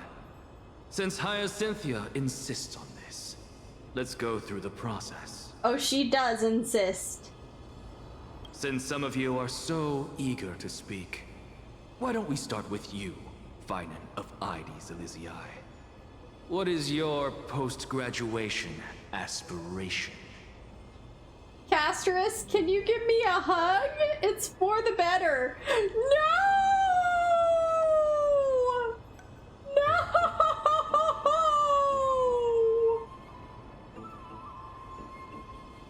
Me? Well, it's not exactly an aspiration, but the only thing I want to do is to protect the people I care about. I see. So you want to be a hero? How boring. Next. I didn't say. Castorus, you've been giggling for quite some time. How about you go next? Me being mega dramatic, lol. Perhaps my answer is a bit vague and meaningless, Professor Anaxagoras, but I hope the world can be freed from the agony of death, so that every living being may find calming peace. How naive. So naive that it makes me want to weep for your fairy tale. See, this is why I don't want to follow those outdated protocols. All I get are boring answers. Since you suggested this whole process, why don't you wrap this up, Hyacinthia? Share your aspiration with everyone, and let's see if yours stands out. Okay, what's hers? So it's finally my turn. Good thing I came prepared. My aspiration is nothing less than completing the final blank page at the end of the hero's epic. Blank page? An interesting description. Do explain, assistant. I've read all of Amphorius's heroic epics while studying at the Grove, and a common thread came to my attention. Almost every epic ends with a description of the hero's achievements. But few mention how the everyday people of that time lived. No one recorded the struggles and suffering the commoners endured. So you're saying that, instead of legendary heroes, you're more focused on commoners living on the peripheries of historical records. Perhaps I'm influenced by my background. My ancestor, Seliosi the Day Thunder Knight, raised her spear against the sky and ushered in the flame-chasing era that continues to this day. Her story is told to every child descended from the Skyfolk. We have no doubts about Seliosi's greatness, yet her towering figure overshadowed every record from that entire era. What about the Day Thunder Knight's family, allies, and friends? What about the survivors and those who died in the great battles? Whenever I think about their stories by the campfire, I realize the details of those legends have been long lost. And only Seliosi's name remains. Her brilliance had become as blinding as Aquila's, lording over everything on the ground. That's why I'm glad that my era does not lack heroes. Okay. All my ancestors had was a sad past. But I have a future I want to protect. Instead of becoming a hero and ushering in a golden deluge to baptize the world anew, I want to stay in the backline and save all the ordinary humans from drowning in the rising waves. I wish not to return to the sky, but to walk among the masses on Earth. I believe it's the only way for the saga of creation, to include a footnote for the everyday people in its blank page.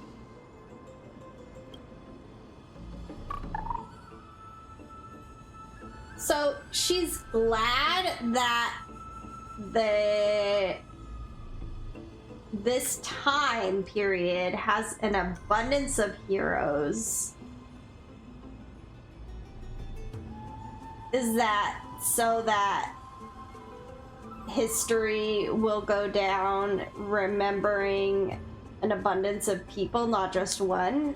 I'm not quite sure what that statement was about.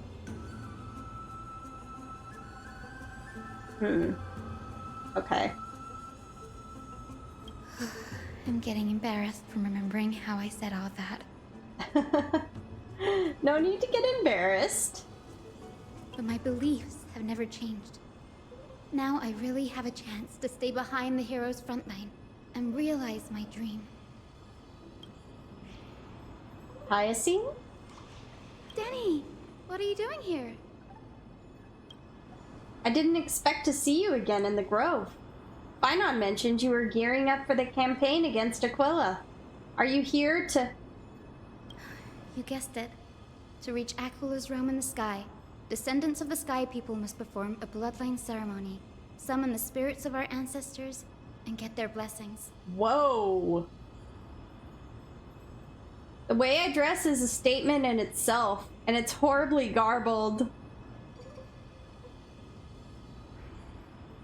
That's the only way for creatures on Earth to forge the rainbow bridge to the sky. And the soul of the first ancestor I want to see is here in the Grove.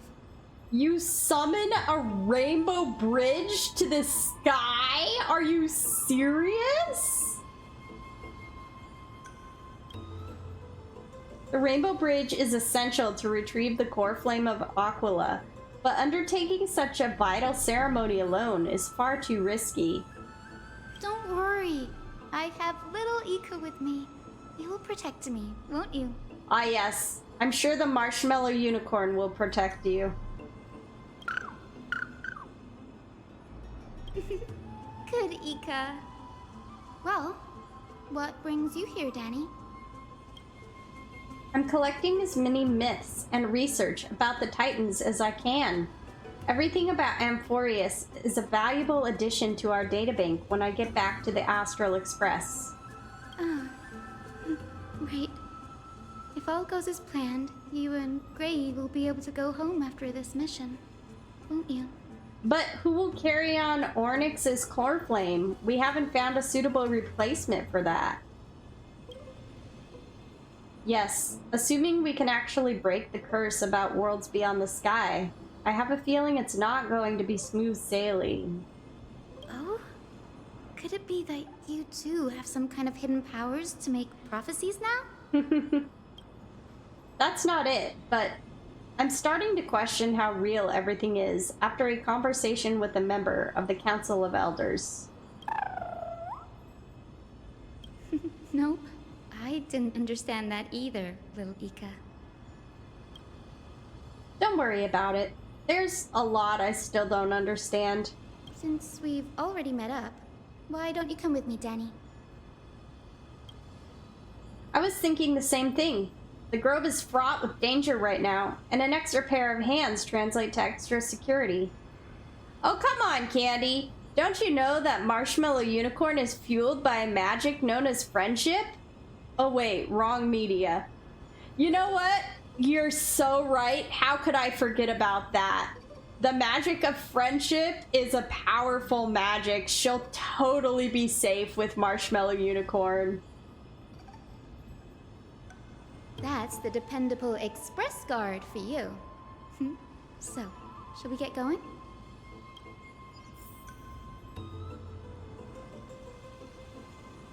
Okay, where are we going?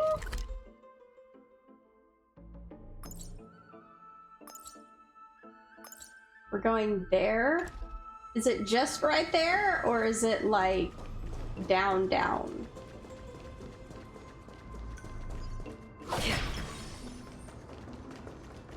The chromocopter is vibrating. There must be memories of an ancestor nearby. Okay. What's this? This is the divine object of the Sky People, the chromocopter. Our ancestors dictated that when a descendant of the Skyfolk is ready to challenge Aquila again, they must first awaken the spirits of their ancestors with the chromocopter and receive their benediction. You just gotta find the other silly marshmallow ponies to complete the elements of dessert.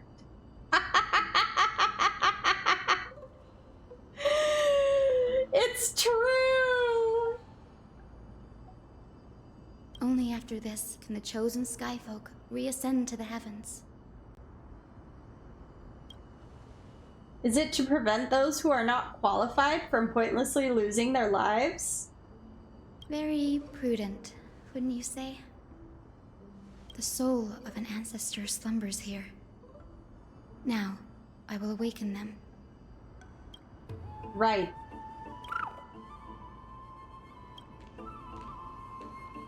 I am Hyacinthia from the Twilight Courtyard, a descendant of the sky who has inherited the duty of flame chase. The time has come to fulfill our clan's destiny. I will join the heroes of the prophecy to return to the sky and retrieve the core flame. Ancestor, please bestow upon me your generous blessing. Listen carefully to Hyacine talk with the ancestor.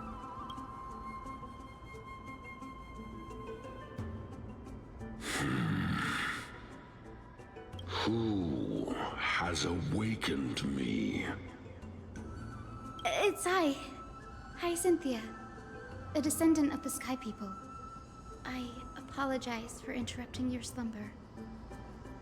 You are Lord Crispus, aren't you? I've read your story in our family tree. You were a righteous judge who vindicated many who were wrongfully accused. Because dessert truly brings people together in friendship in a way that is magical. I mean, you can't say that the most peaceful places don't have some delicious dessert like ice cream fudge. Oh my word, ice cream fudge. That sounds so good. Yum! I never imagined someone in this era would still remember my name. So, our bloodline and duty have continued to this distant age. Indeed, it has. I have awakened you in the hope of receiving your blessing. Will you give her your blessing? For the flame chase journey is nearing its perfect conclusion. And retrieving the core flame of Aquila is the final challenge the heroes will face. Perfect conclusion.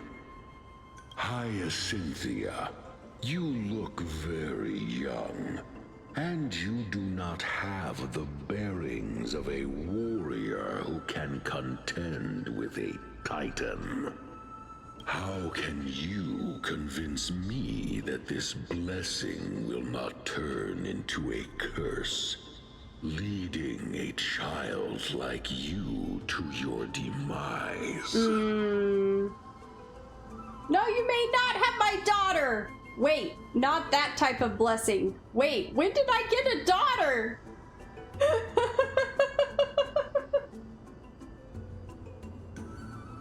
1,000 years ago, Seliosi, who conquered the skies, left behind legends and a will, entrusting the mission to return the Sky Titan's core flame to her descendants, to people like you and me.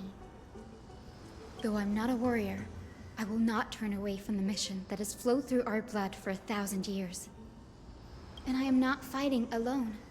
I have the strongest and most tenacious companions in the world. I'm very fuzzy looking. Oh, I'm very funny looking.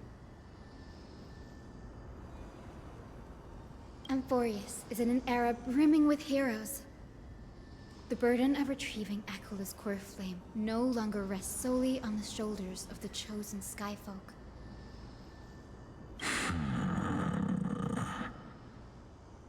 I now wield the power of healing. I aim to mend the fissures in the sky and heal the wounds of the people. I added looking as a separate message to add more humor. LOL! I desire to define the mission of the Skyfolk in my own terms, to conclude the vigil that has spanned millennia.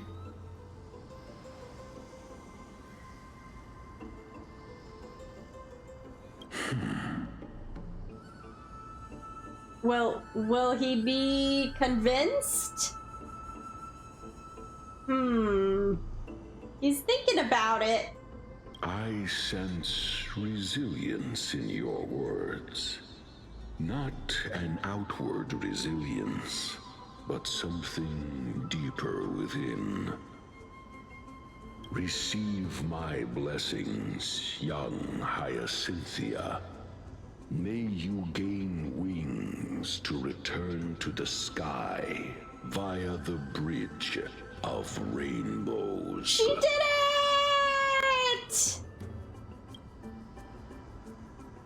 Thank you for your trust, Lord Crispus.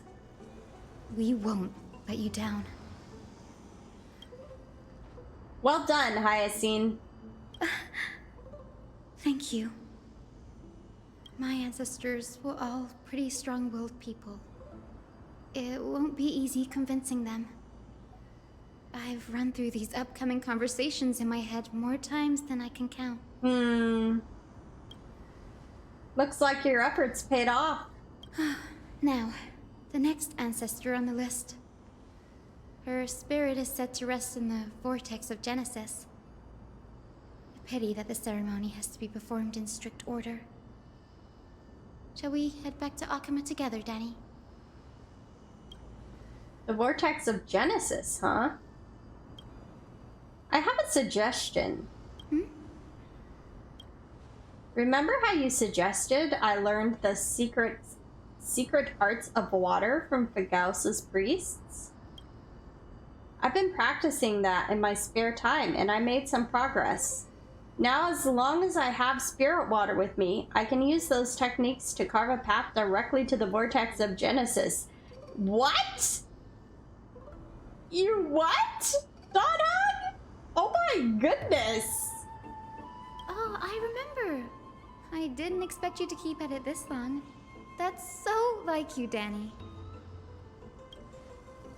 Compared to the currents of my home, the waters of Amphorius are rather untamed. Subduing the waters wasn't easy, but I've gotten the hang of it now. That makes sense. Bagusa was always described as a fickle titan in the myths. Since you're offering, Then let me put your skills to the test, Danny. The spirit water gate formed with this technique isn't as stable as a ritual basin. It'll likely only let one person through. And as Fagoos's priest designed it, the entrance serves as the exit. You'll need to come back through the vortex once you've met your ancestor's spirit. Little Ika and I will be here waiting. Got it. I'm counting on you, Danny.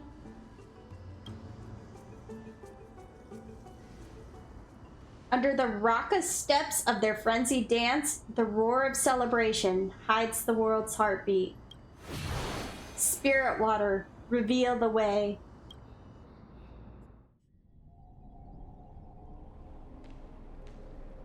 The vortex of Genesis. Unbelievable.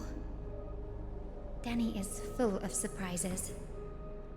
But this does feel way more disorienting than the ritual basin. Wait, is Lady Treeby here too? And who is that next to her? Does Hyacinth not know who Cypher is? Well, she hasn't really been around much, so that makes sense.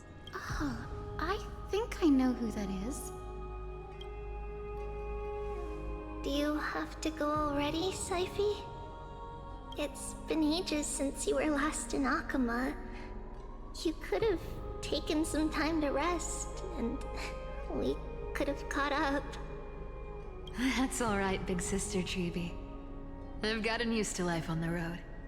Staying in this bustling city actually feels off. Besides, your prize student gave me an incredibly tough mission to handle. Cut Snowy some slack, Syphy. He's still so young, yet he's shouldering all the responsibilities Aggie left behind. Besides, Snowy's not the kind to ask for help lightly. Since he came to you, it means you're the best person for the job. You really spoil him, big sis Treeby. Guess I'm past the age for someone to look after me. Syphy. Just kidding. I get it. That deliverer boy does have a certain charisma about him. It reminds me of Aglaia in her prime. Anyway, I'm about to head out. Oh, big sis Treeby, before I go, got a little gift for you. Well, didn't expect you to be so thoughtful. What's in it? That's a part of the game too. If you want to see the full picture of what's inside, you'll have to wait until nightfall. But night doesn't fall in Akama. A gift with a mysterious twist? Seriously? Huh? Looks like we have company. Lady Treeby, and this graceful lady must be Miss Cypher. I'm Hyacinthia from the Twilight Courtyard. Everyone calls me Hyacinth. Pleased to meet you. Bright and cheery as a lamp. Something that Cypher probably doesn't like too much. But I could be wrong. Well, hello there, pink child. I'm Cyphera from the long-fallen city-state of Dolos. As for the rest, it's all in the history books, so I don't need to repeat it here. No, Candy. This is what is known as foreshadowing. There's gonna be something bad that happens revolving that. Oh, please no. Don't say that. Don't say that. So, you're from the Twilight Courtyard.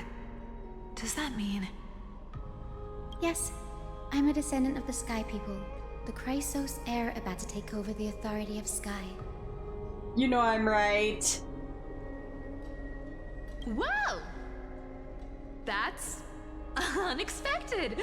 I figured Celiosi's descendant would be, I don't know, taller, stronger. Oof. But I have no clue what. You are ahead of me, so I have no idea. Don't judge a book by its cover, Syphy. Cindy is a master of her craft. She's the most skilled and dependable physician in all of Amphorius. Don't worry, Lady Cypher. I may not be as strong and warlike as Lady Celiosi from 1,000 years ago, but I'm confident I can carry out the mission of the Skyfolk. All this talk about missions, you're making it sound way too serious. You've got to look out for yourself, girl. Don't push yourself too hard. I'd hate to see that cute face all scratched out by Aquila's claws. Syphy cracking jokes? Looks like you haven't forgotten what Aggie said all those years ago. Anyway, I've got a mission to handle, so I'll get going. Good luck, Miss Hyacinth.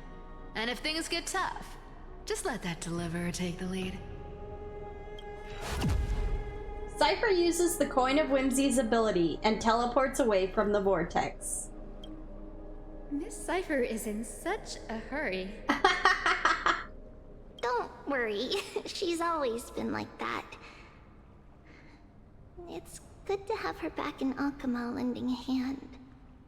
Oh, well, enough about her for now. You're here because of your mission, aren't you, Cindy? It's the perfect opportunity for me to go and tuck Syphy's gift away somewhere safe. The Vortex of Genesis is all yours.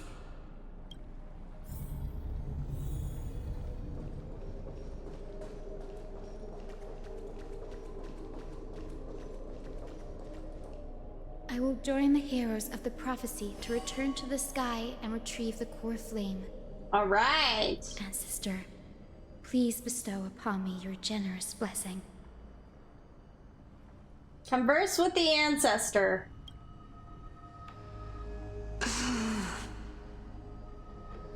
Child, what brings you before me?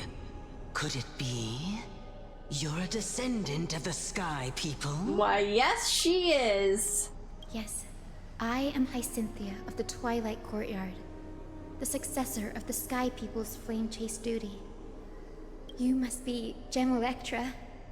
Legend has it that during the Chrysos War, you led our people to ally with Akama and held back the Kremnoan forces. It was your victory that earned the Sky People a place in the Holy City. Oh, wow. Hyacinthia, you seem well versed in our clan's history. And this is the Vortex of Genesis? Have you not... You've been here this whole time, haven't you, General Electra? How do you not know where you are? It is. Look, 10 stars have already been lit. The Chrysos Heir's flame-chased journey is nearing its end. Or have you been asleep this whole time and haven't been aware of where you've been? I don't know. Oh, that's why the 11th one isn't lit, because one of them is Kefali and they're keeping it in Dawn Cloud. I bet that's why. Are those the core flames of Fagusa and Giorios? Does that mean Hycelans and the Mountain Dwellers successfully carried out their duty? As fellow pillars of Amphorius, who would have thought that Sky's duty could only be fulfilled after 1,000 years? It's because Sky shelters all beneath it. If it were to shatter, the world would fall apart with it. That's why Lady Aglaya made the core flame of Aquila the final step in our campaign. Aglaya? Is she still on the flame chase journey after 1,000 years? Unfortunately, she has recently left us. But you're right. She was indeed still guiding the Chrysos heirs forward. Incredible. That girl actually managed to endure the merciless erosion of time, and lasted for so long. Answer me, Hyacinthia. Since you recognize me, you must have also read my writings, no? Every record regarding my lineage is etched in my memory, including your words. In that case, you're probably aware of the prophecy I sought from a certain Trebios. Yes. At the end of the Rainbow Bridge, the Sky Folk will mend dusk and dawn. But unfortunately, no ancestor has ever been able to truly decipher its meaning. I see. Yet, Trebios' prophecies never fail. Perhaps you'll be the one to witness its fulfillment, child. May the prophecy lead you to a gentle fate. Thank you, Lady Ektra. Whatever fate the prophecy holds, I'll face it head-on. It's only by giving everything we have that we can truly accept any outcome with a smile. Won't you agree? I like you, child. I wish this conversation could go on a little longer. So, do they only have a certain amount of time to converse, I wonder? Or is it just that she knows that they have to get to the point? Take my blessing, Hyacinthia. When I first saw you, I indeed had my doubts. The child will do well, as long as she stays away from pizzerias with animatronic attractions.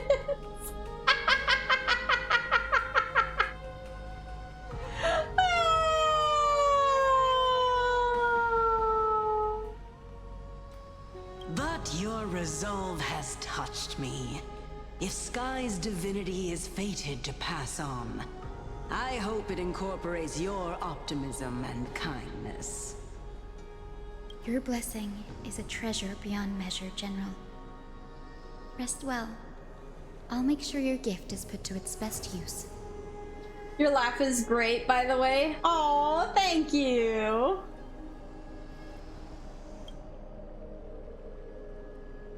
General Ektra is so different from how the records described her. She's quite a gentle person. All right, time to head back to the Grove. I shouldn't keep Danny and little Ika waiting. Hopefully they're okay. Yes, they're fine. Okay. I love how it sounds somewhat like train going by. You're back. How did it go? It went great.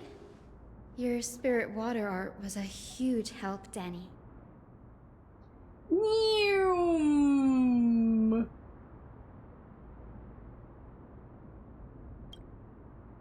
you mind sharing what your ancestors' spirit said to you? Hyacinth recounts her conversation with General Ektra to Don Hung. What's wrong, Danny? Nothing. It sounds like everything went smoothly. It's just, I'm a bit concerned about the prophecy you mentioned. At the end of the Rainbow Bridge, the Skyfolk will mend dusk and dawn. I can somehow sense a hint of sadness in those brief words. You've always been a bit of a sensitive soul, haven't you, Danny? Lady Trina deciphers countless prophecies every day, and this one's just another among many. Don't worry too much about it. I'm worried. If Don Hung senses sadness in it, it's worrisome. I hope so. Come on, Danny. Don't look so gloomy.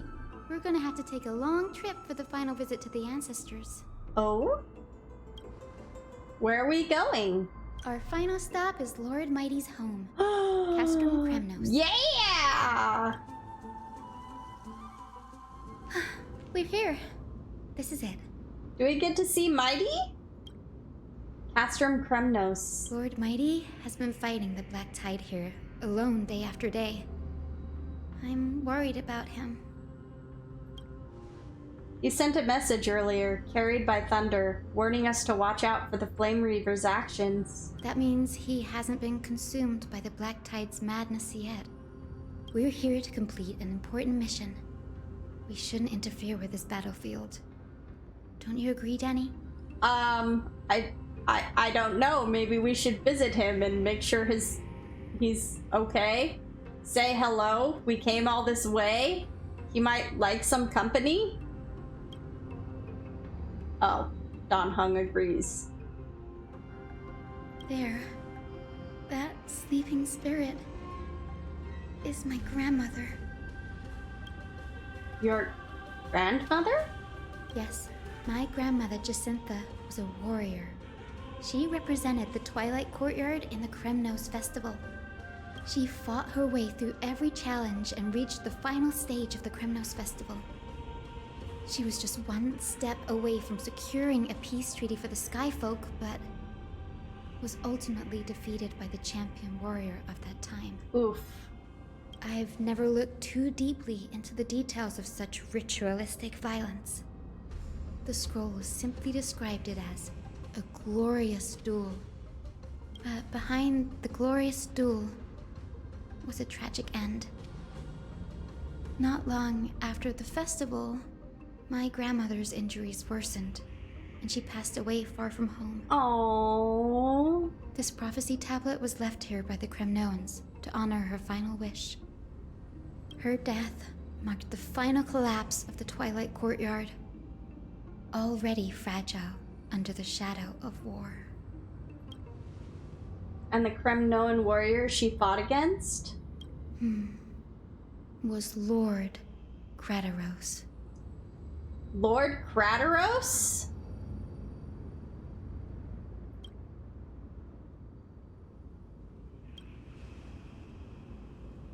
Yet you still saved his life, even though he took your family.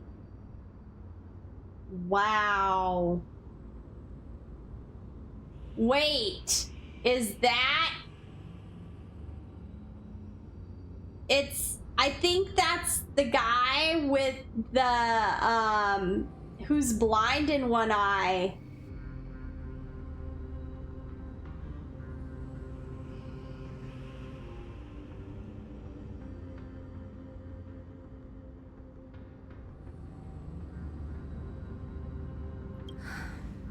Seeing him lying there, gravely wounded, bleeding out, I can't put what I felt at that moment into words. Isn't that a name of a god of Taros, aka the god of Minotaurs? I don't know.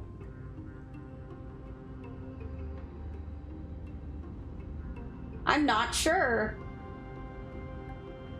But when I heard Lord Krataros took that fatal blow to protect Lady Trianne, all those tangled feelings faded away. To quote Lord Finan, Krataros must have done that to become a better man. Wow. It takes true courage to forgive. You're every bit as strong as your ancestors, Hyacinth. You're getting better at this, Danny. Better at encouraging? In her final diary entry, my grandmother wrote that when the moment of destiny comes, a descendant of the Sky People would deliver the message of their departure to her spirit. I wonder what she'd think when the one awaking her turns out to be her beloved granddaughter. I will join the heroes of the prophecy to return to the sky and retrieve the core flame. Ancestor, please bestow upon me your generous blessing. Listen carefully to Hyacinth talk with her grandmother. Whoa, she was young when she fought. At least she looks young, young-ish. Is this the world of the living? Wait. You... Could you be? Grandmother? It's me. You're Hyacinthia.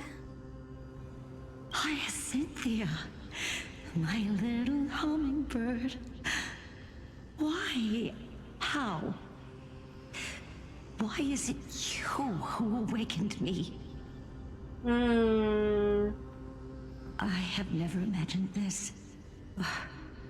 I thought I would feel happy for all my ancestors when this day came, but now I can't even experience the joy of seeing you again. Do you remember that you and Father took me to my very first skyride when I was 8? Back then, you wanted me to pick one accessory out of 4. The sun crown representing nobility, the storm bracelet symbolizing strength, the ice ring embodying wisdom, and the radiant pendant signifying kindness. I feel like she took the pendant. Grandmother, do you remember the one I chose? You spoke an innocent little prayer, infusing a faint thread of light to that modest pendant. Okay. Yes, and I remember how surprised you were. In all those centuries, no other child of the Sky People had ever made the same choice I did. None? Really? Hyacinthia, there was a time when I thought you were a timid child. You never had much interest in swords or battle and had no relation to that fiery determination and strength in our blood. Yet I've told myself, that's not a bad thing. If my hummingbird could live her life in kindness and optimism, then it'd be a good thing. I never thought the burden of retrieving the core flame of Aquila would fall to you. Don't worry about me, Grandmother. I believe what makes someone a Skyfolk isn't just outstanding strength, but the capacity to shape the world. When the world cried out for a hero to challenge the gods 1,000 years ago, Zeliosi stepped forward and began the flame-chasing era. And now, as the flame chase journey nears its end, this broken world is crying out for something else. Healing. Isn't it poetic? A saga that spans 1,000 years, began with Sky, and will also end with Sky. You're still as optimistic as ever, just like when you were a kid. Isn't she kind of still a kid? If your mind is set, Hyacinthia, then carry your resolve through to the very end. Maybe teenager? Return to the sky with my blessing, and watch over this world on the threshold of salvation. Grandmother, thank you. But I have one last request. One last request? What is that? Speak, Hyacinthia. We should still have some time. Before you go, could you tell me the tale of the Sky Hero once more? Just like you used to. Then listen closely, my dearest hummingbird. After all, this will be the last time. For millennia, the Titans waged relentless wars, leaving the world scarred and ravaged. A century of the Chrysos War plunged the nations into chaos and decay. Grandma, no! Until a spear, fueled by mortal rage, pierced through the smoke and flames that buried the prophecy of deliverance. Aquila, the celestial shaper, the 100-eyed divine bird crowned with the blazing sun and wielding thunder. Grandma has fallen and can't get up! Oh my. Those struck blind in 99 eyes by Nikador, they kept one eye glaring at the children of Twilight who received divine blessing, yet turned their weapons against the gods. The Chrysos heir of the sky, Seliosi, the Day Thunder Knight, ascended the forbidden lands of the Eye of Twilight at dusk, clad in wings. To her left was the lion-headed Solibus the Sunlit Wings, whose roars breathed divine flames and scorched the world. To her right was the horse-bodied Lunibus, the Moonlit Plume, whose graceful steps trampled the stars in the heavens. The one warrior and her two beasts challenged the ruler of the sky, determined to seize the divine core flame through plunder. The Titans' every roar summoned lightning bolts, and their every movement stirred cyclones. Ooh. The wounded Titan's blood poured down like boiling rain upon the world and converged into scalding torrents. In the final moments of battle, the Sunlit Wings set the Titan's wings aflame, while the Moonlit Plume sealed the divine body. The battered hero of the sky, with her wings broken and her body covered in wounds, struggled to lift her spear and pierced the last monstrous eye. Wait a minute. The Sunlit Wings set the Titan's wings aflame. Okay, while the Moonlit Plume sealed the divine body. The Titan's divine body crashed to the ground, and with it, the sky tore apart like fabric. Oh my! About to fall with its god. The fear and pleas of mortals urged the hero of the sky to rise again. Seliosi, the Day Thunder Knight, the first of the Chrysos heirs to slay a god in this world, charged into the crumbling body of Aquila with her two fearless winged companions. She merged with the Titan, holding up the sky once more. She merged with it? To leave behind a powerful message for the world. My descendants will be blessed and cross the Rainbow Bridge back to the sky. At the end of the prophecy of Genesis, they will reclaim the core flame from my hands.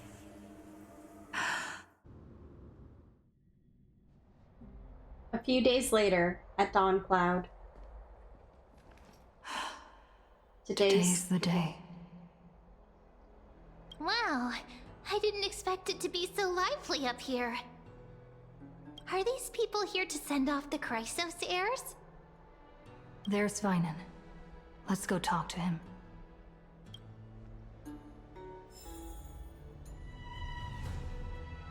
All right.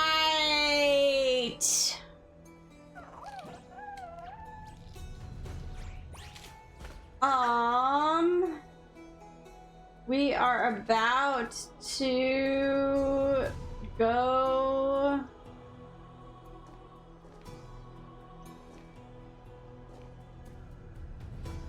Okay, we are about to go and adventure into the sky. So I think that this is a great place to stop for the night, guys. Got through a good portion of the story, I think. At least through a good starting point of the story. Found out some interesting stuff. Found out some tragic stuff. There were some twists and turns.